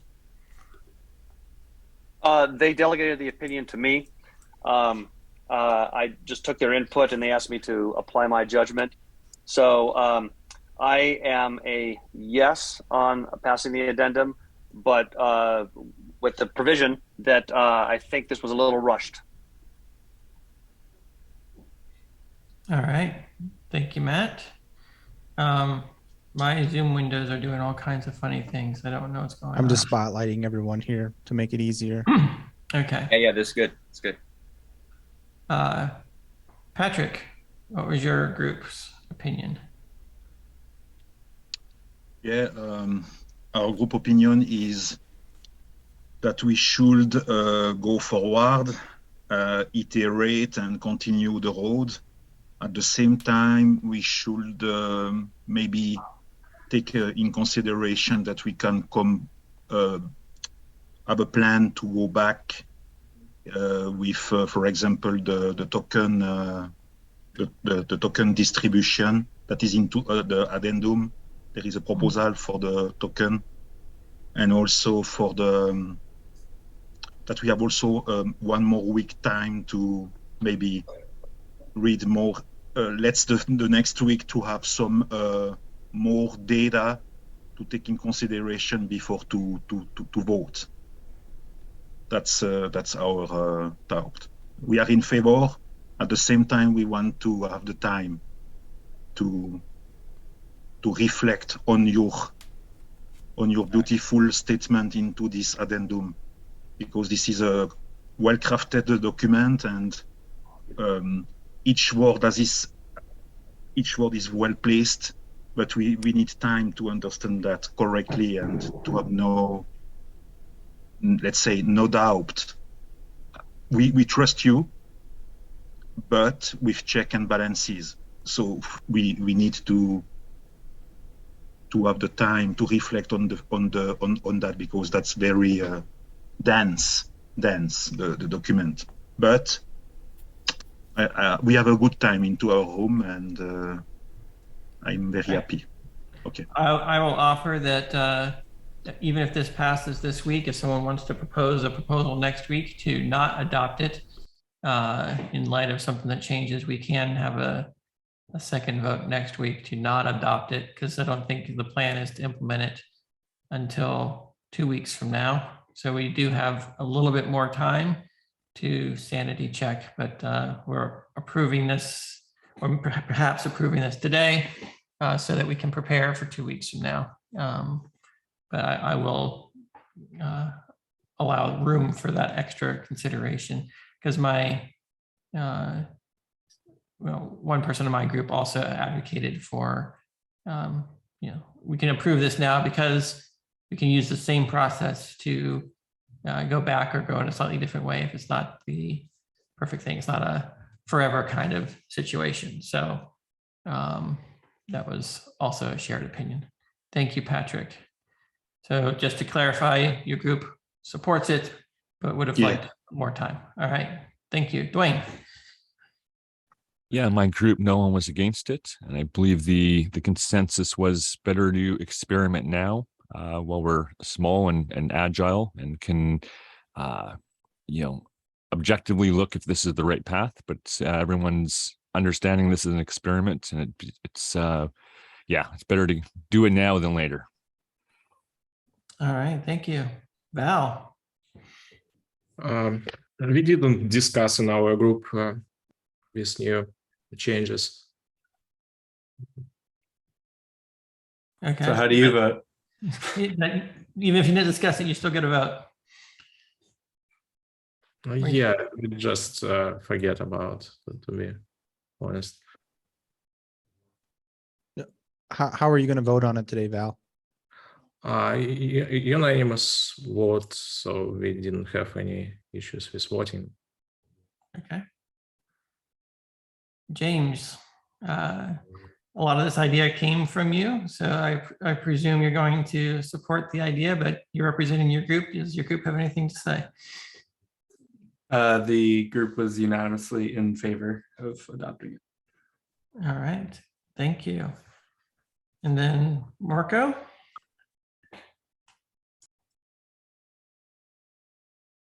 I said unanimously in favor. I had a week to think about it. Nothing came up. I like it from the beginning. Tried to poke holes in it. And Perfect. Thank you, Marco. And Igor. Yeah, we support 2 people support, and 2 people they neutral. But I can say we support. And 1 people he dropped out from the call. If he is here, he can maybe the link chat. All right. Well, it seems like there is near unanimous group on everyone in the entire call, it looks like. Very few objections. So in 2 weeks, I think it's August 6th will be the first week that we will deploy the new process. Next week, if somebody wants to raise an argument for why we should postpone that and reconsider, speak this week or forever hold your peace. Make a really compelling argument if that's the case. So we'll probably need a blog post and some strong rationale, and ideally a proposal for a slightly what you would change versus just the status quo. Those are some of the things that I would be looking for if you're going to change directions at this time. But that's still— Dan, I will add, I'd like to add that I think the addendum is passed in principle. There are a couple of errors, just mathematical errors that I think everyone would be okay with if they were changed. I will add them to the Telegram group. So I think there are some things that it won't change the principles behind the addendum, but it is different than, it may be different than what people voted on. So I just want to get out there to be transparent about it. Yes, for the sake of transparency, we're talking about things in very abstract principle directions. The finer points are until things are reduced to code, everything is kind of a little bit subjective and a little bit in that general direction. So we're going to try to honor that spirit as accurately as possible and resolve any inconsistencies in the document in that spirit. So I would also encourage everyone that is interested in this to please go read Matt Langston's article. Matt, I would also encourage you to perhaps write a follow-up that goes into some more detail or something. Yeah, because that was really the only piece that I saw of like counter feedback to the proposal going forward. So I think that's worth considering. Thank you, James. I will do that. And tying back to my lead in with my yay vote, it felt a bit rushed to me to try. This is there's a lot of good stuff in here, and there's a lot of stuff in here. I want to make sure it's good stuff, and I want to be able to have opportunity to call attention to things to educate all of you and influence you, and to so I do owe you an article, but like to be able to analyze this, it's going to take a couple of weeks to kind of write a quality article to be able to kind of explain some of the concepts that my dashboard was highlighting. And it was a best effort to kind of get something up quickly before this meeting. Yeah, appreciate the contribution there. And we are trying to balance rushing versus taking things slow and measured. There's risks in both directions. So I appreciate the flexibility of everyone participating. We will gather more data and we'll learn pretty quickly whether or not even things that we haven't considered are a problem. We don't. We'll have to see how this scales in practice. So, so I think I've sent each of you a private message with the comment that you'll place your vote on this comment. And it's either accept or reject. Is it with the little monkey tail, Josh? Is it lowercase? It'd be nice to kind of make sure we're following our process to the extent we can. We're following the principles, but I want to get the syntax right if possible. Good. Yeah, good question. So it would be actually it's not accept or reject. So I apologize and I retract that statement. So it's the word approve with a capital A and the word reject with a capital R. No periods or anything like that. Just that, either approve with a capital A or reject with a capital R. And thank you, Matt, for mentioning that to make sure it's correct. All right. Jason is appreciating that too. Heads up, Jason, we had a misspelled username, so our group reposted all of our consensus. So you'll see that in your results. I really wish I could do some kind of AI that would match misspelled usernames, but I'm not there yet. It's easy to tell who it was, but it just wasn't correct. Did any one of you guys with your hand up, any one of the level 6 contributors, did you not get the private? Did I miss you by accident, giving you the correct place to leave your vote? All right. After this group, Dan, do you want to do the team leads? Yeah, I guess if there's any team leads that object, go ahead and speak and raise your hand. Otherwise, I think there's such unanimous support for it that the team leads are probably also going to be in favor. So let's just rule it out. If you're a team lead and you object, raise your hand and speak your objection. If not, I will assume team leads also support it. And if you're a team lead, you can also reply to that same post with approve as well, or reject, and then we'll have that formally documented that way. So since I'm also level 6 and team lead, that's 2 votes right there from both perspectives. I think a lot of the level 6 contributors here might also be team leads. All right. Any other questions?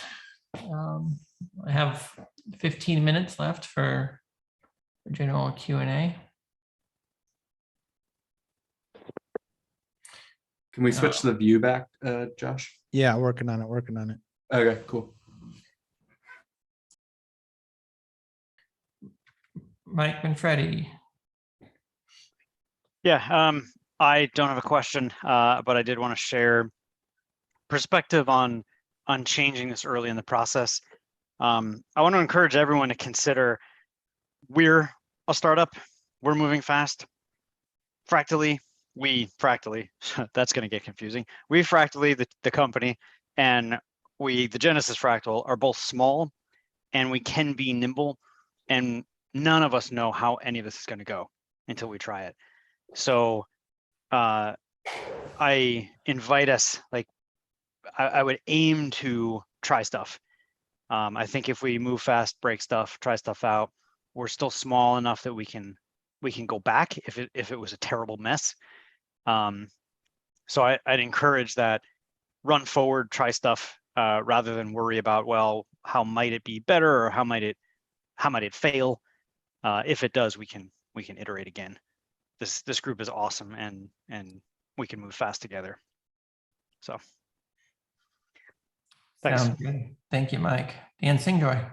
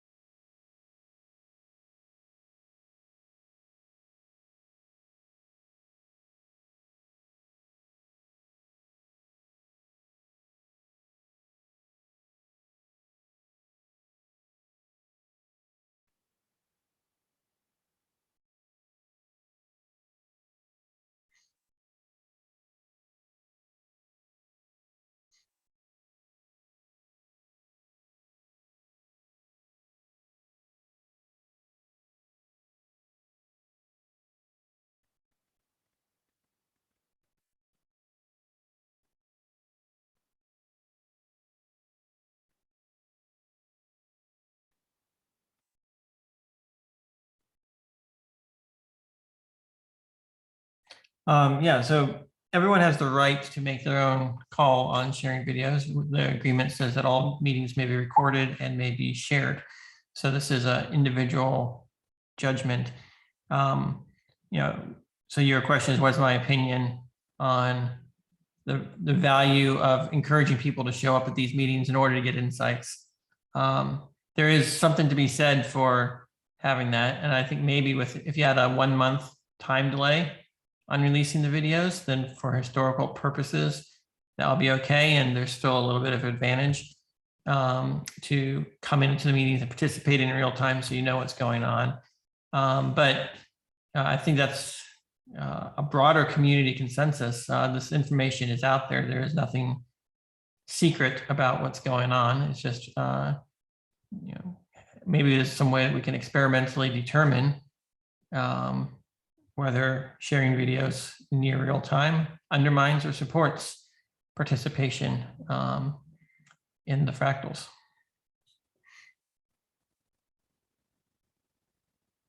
Yeah. Douglas. Hello. So my question is related to what has been open source so far. We were promised open source code in June, so I assume that there's several repos up. And what code that the team would like help with out of these open source repos?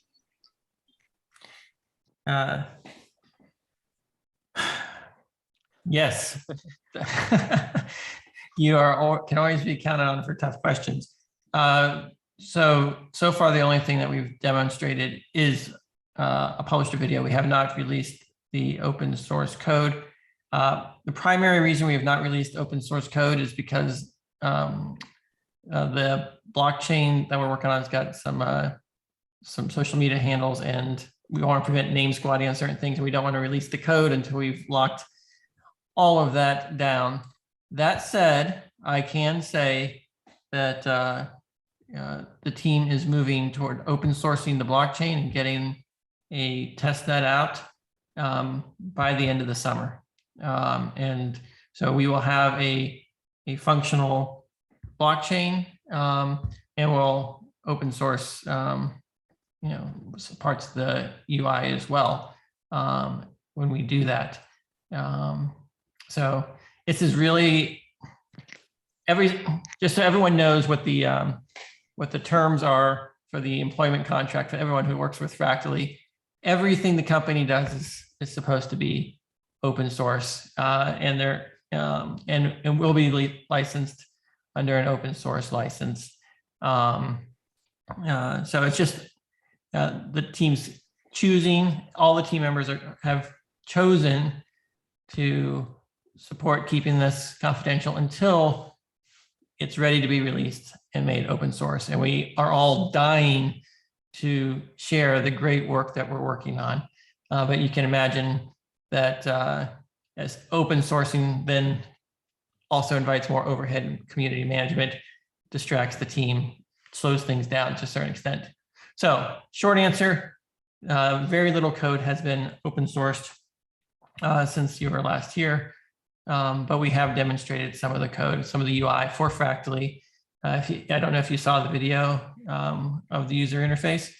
All right, so we published that video so you can see that. And we are showing our work.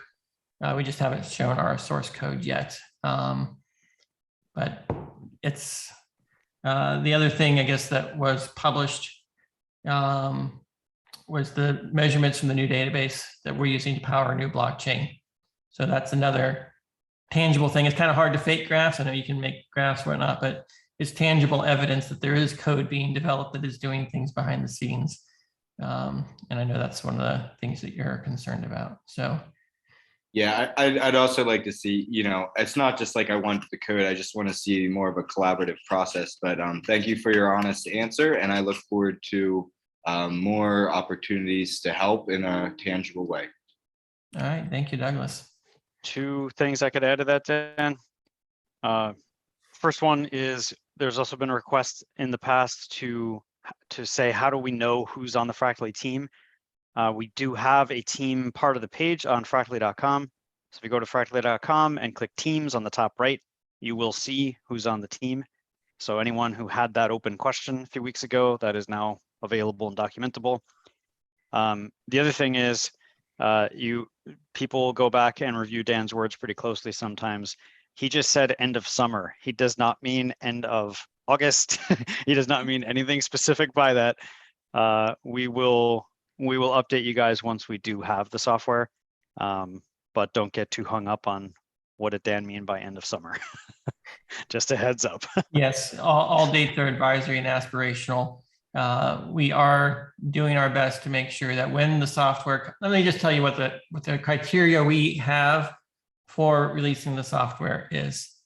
We want to be able to release it with a functional test net with sufficient documentation that people can come and try it out.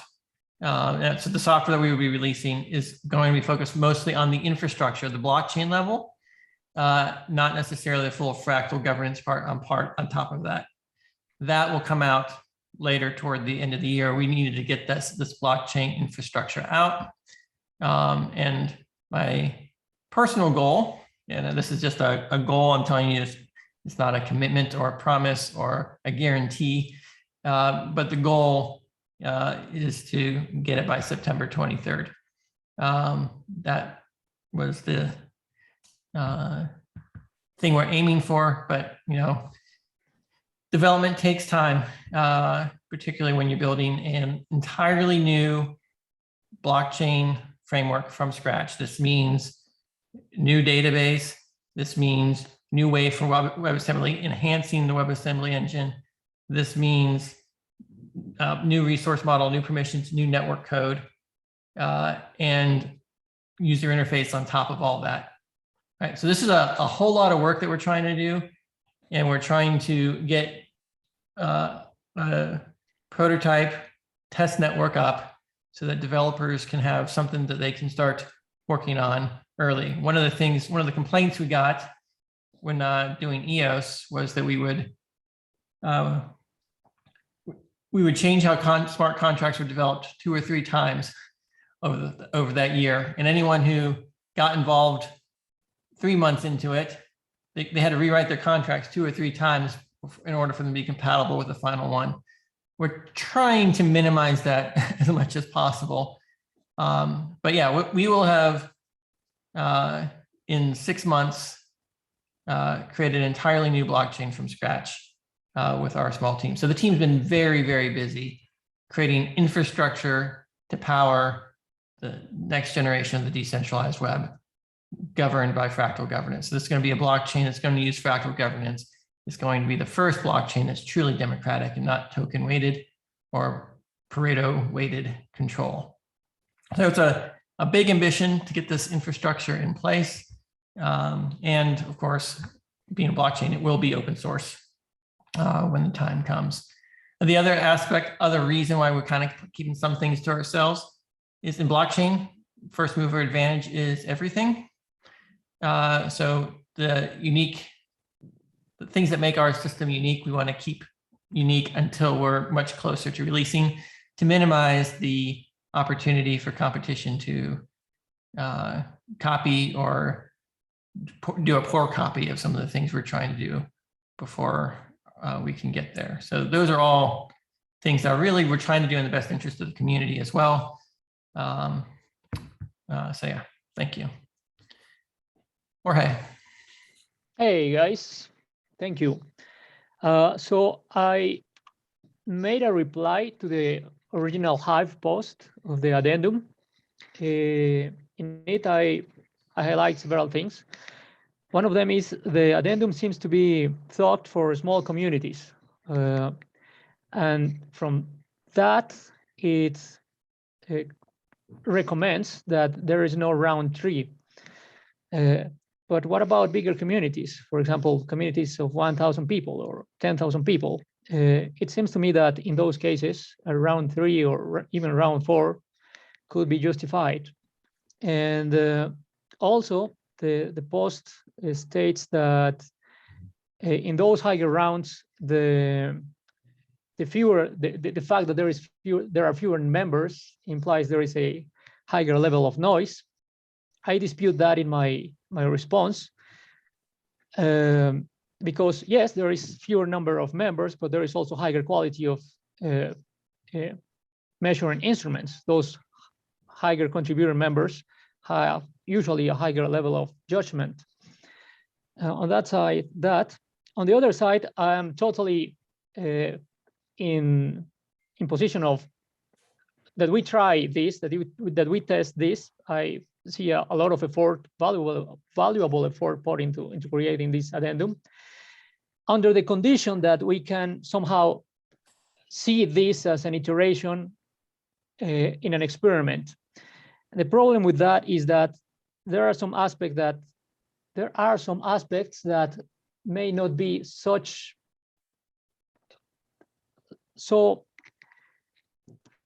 viable to going back. I mean, for example, if the token distribution takes place, it will be really hard to go back to the current state of affairs. So those two things. Let me talk about that for a second. The way I think about token distribution is what we're doing here is we're allocating the inflation.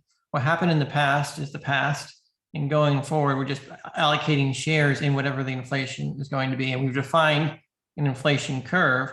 So while we can't change the inflation curve, and we don't want to, because that gives the market predictability, we can change how we divide up the inflation that's allocated each and every week.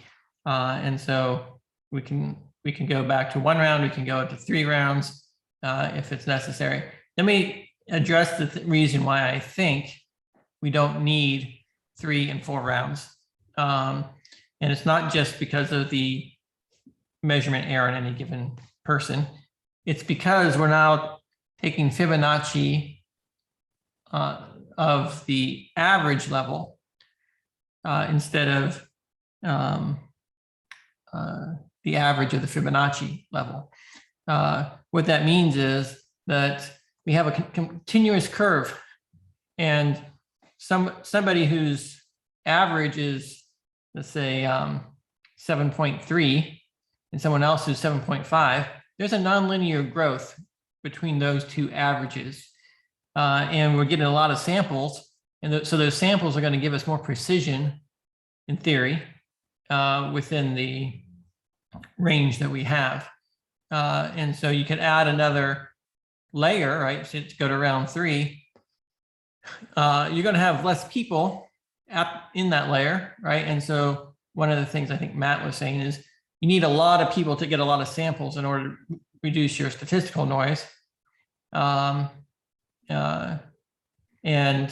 as you get those higher levels, you get more probability the top 2 contributors are going to be in the same group, and other factors that are going to start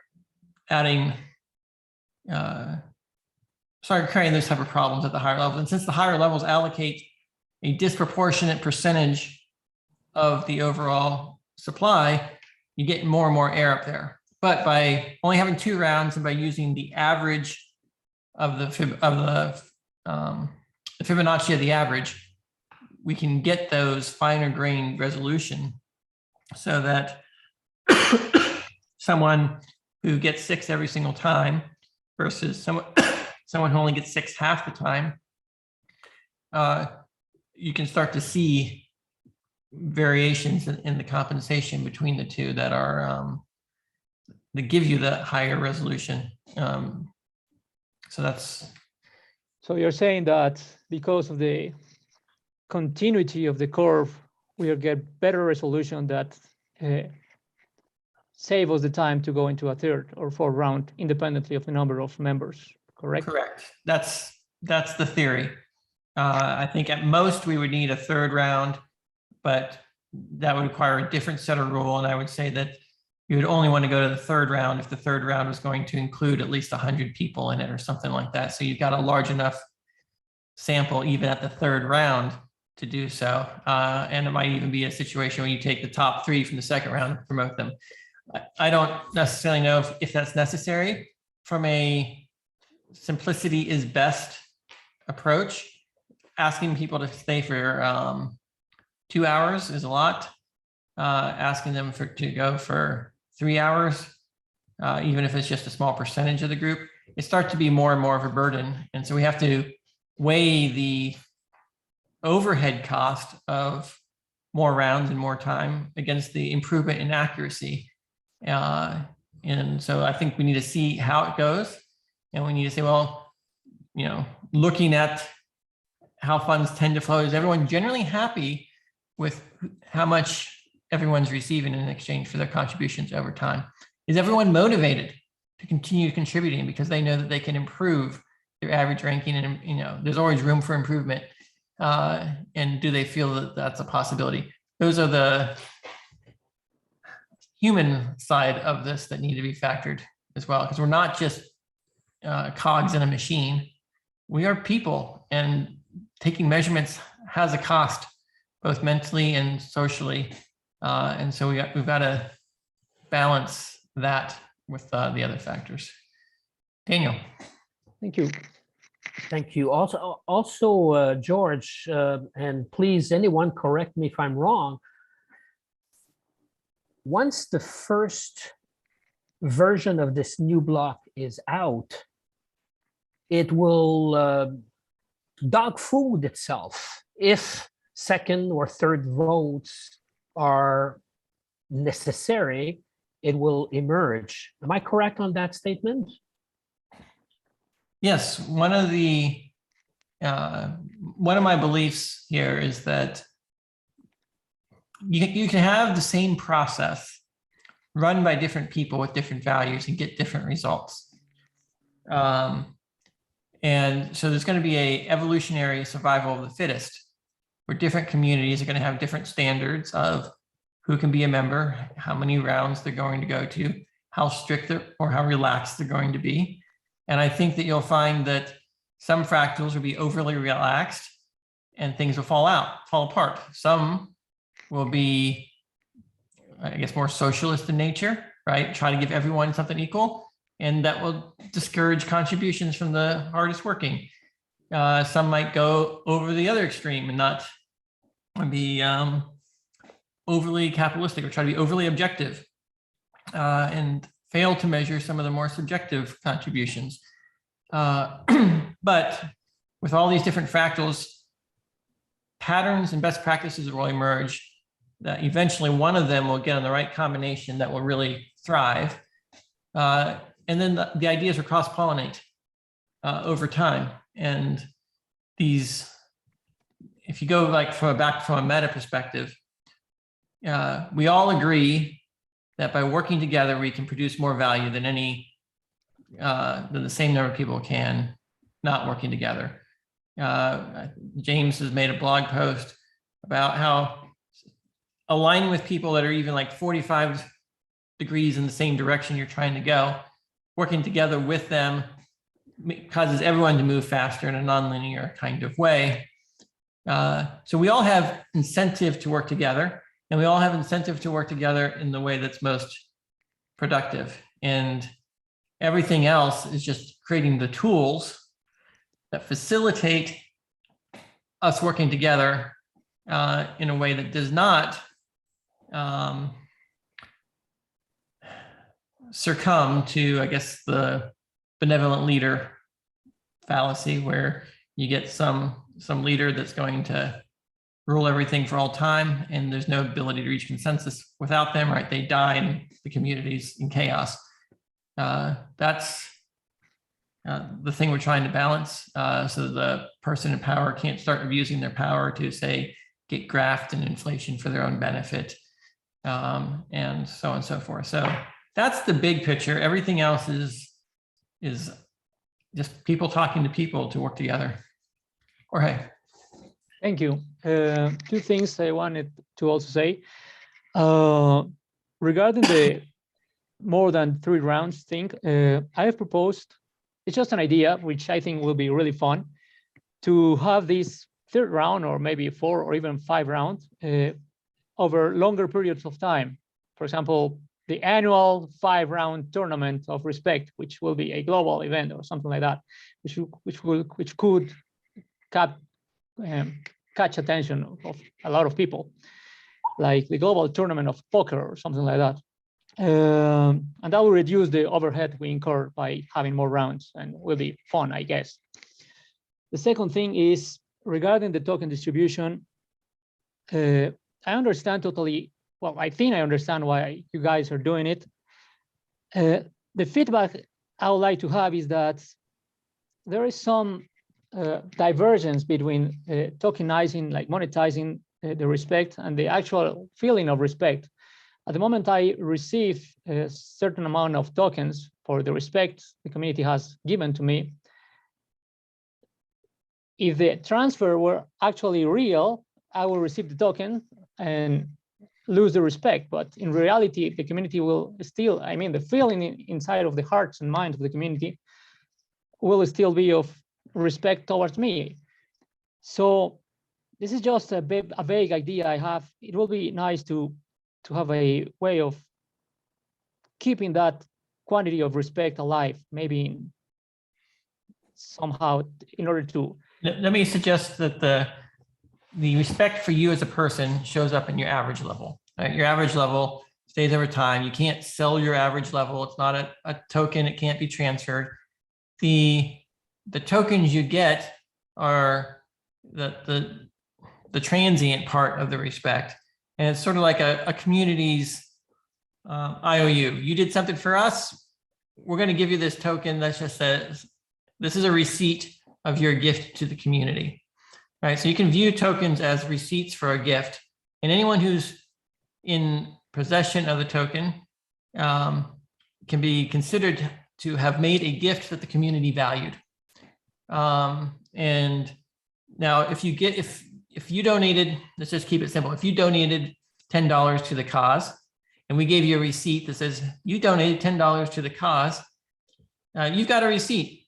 What's that receipt worth? Well, if someone else wants credit for having donated $10 to the cause, they can give you $10 and you can give them the receipt.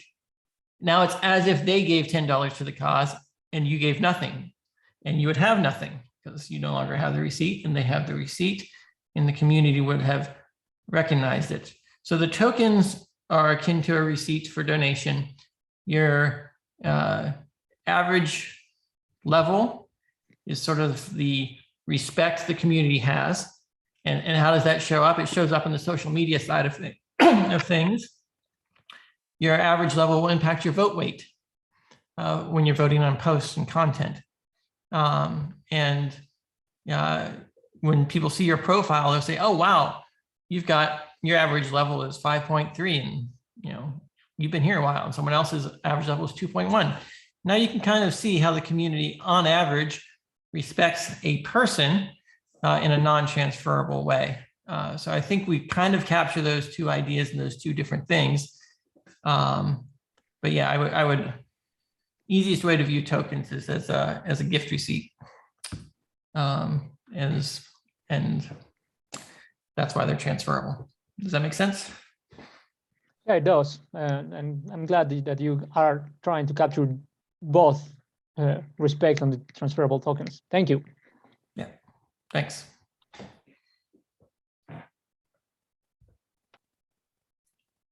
All right, it's now 12:45. I went 15 minutes over my scheduled plan, but thank you all so much for being here. The feedback has been incredible. We would not be where we are today without the contributions of everyone here. Even the people who challenge us with different views, they do contribute to thoughts, and they do factor into the final picture of what happens. Maybe not in their entirety, but definitely in part. And the discussion is worthwhile and fun.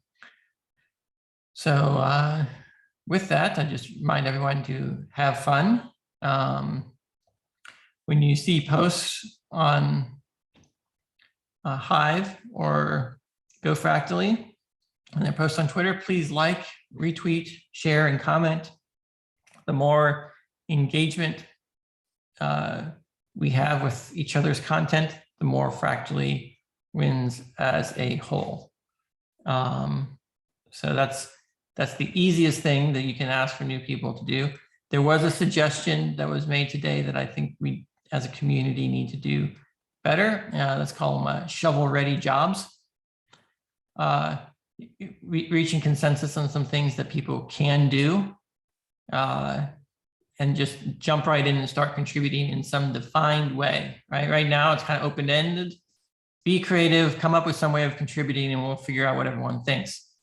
But if there was a way to say, I'm going to go sign up for the soup kitchen and I'm going to serve people because that's a shovel-ready job. I don't have to think anything. It's just a job I can do, and I'm volunteering, and someone will tell me how to do it. You know, give some thought onto how you can create shovel-ready jobs for new users, and that's a really powerful thing for teams to do. Teams can definitely create those types of things. So people come in, they join a team, and they start doing that type of thing. So yeah, that's, I think, where we need to go to evolve. Thank you, everyone.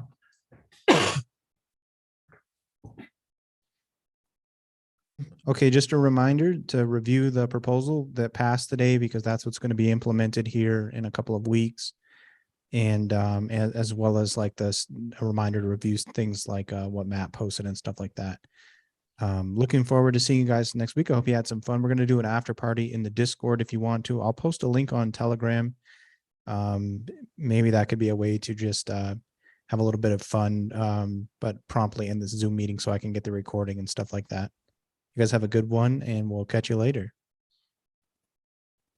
Thanks, everyone. Thank you.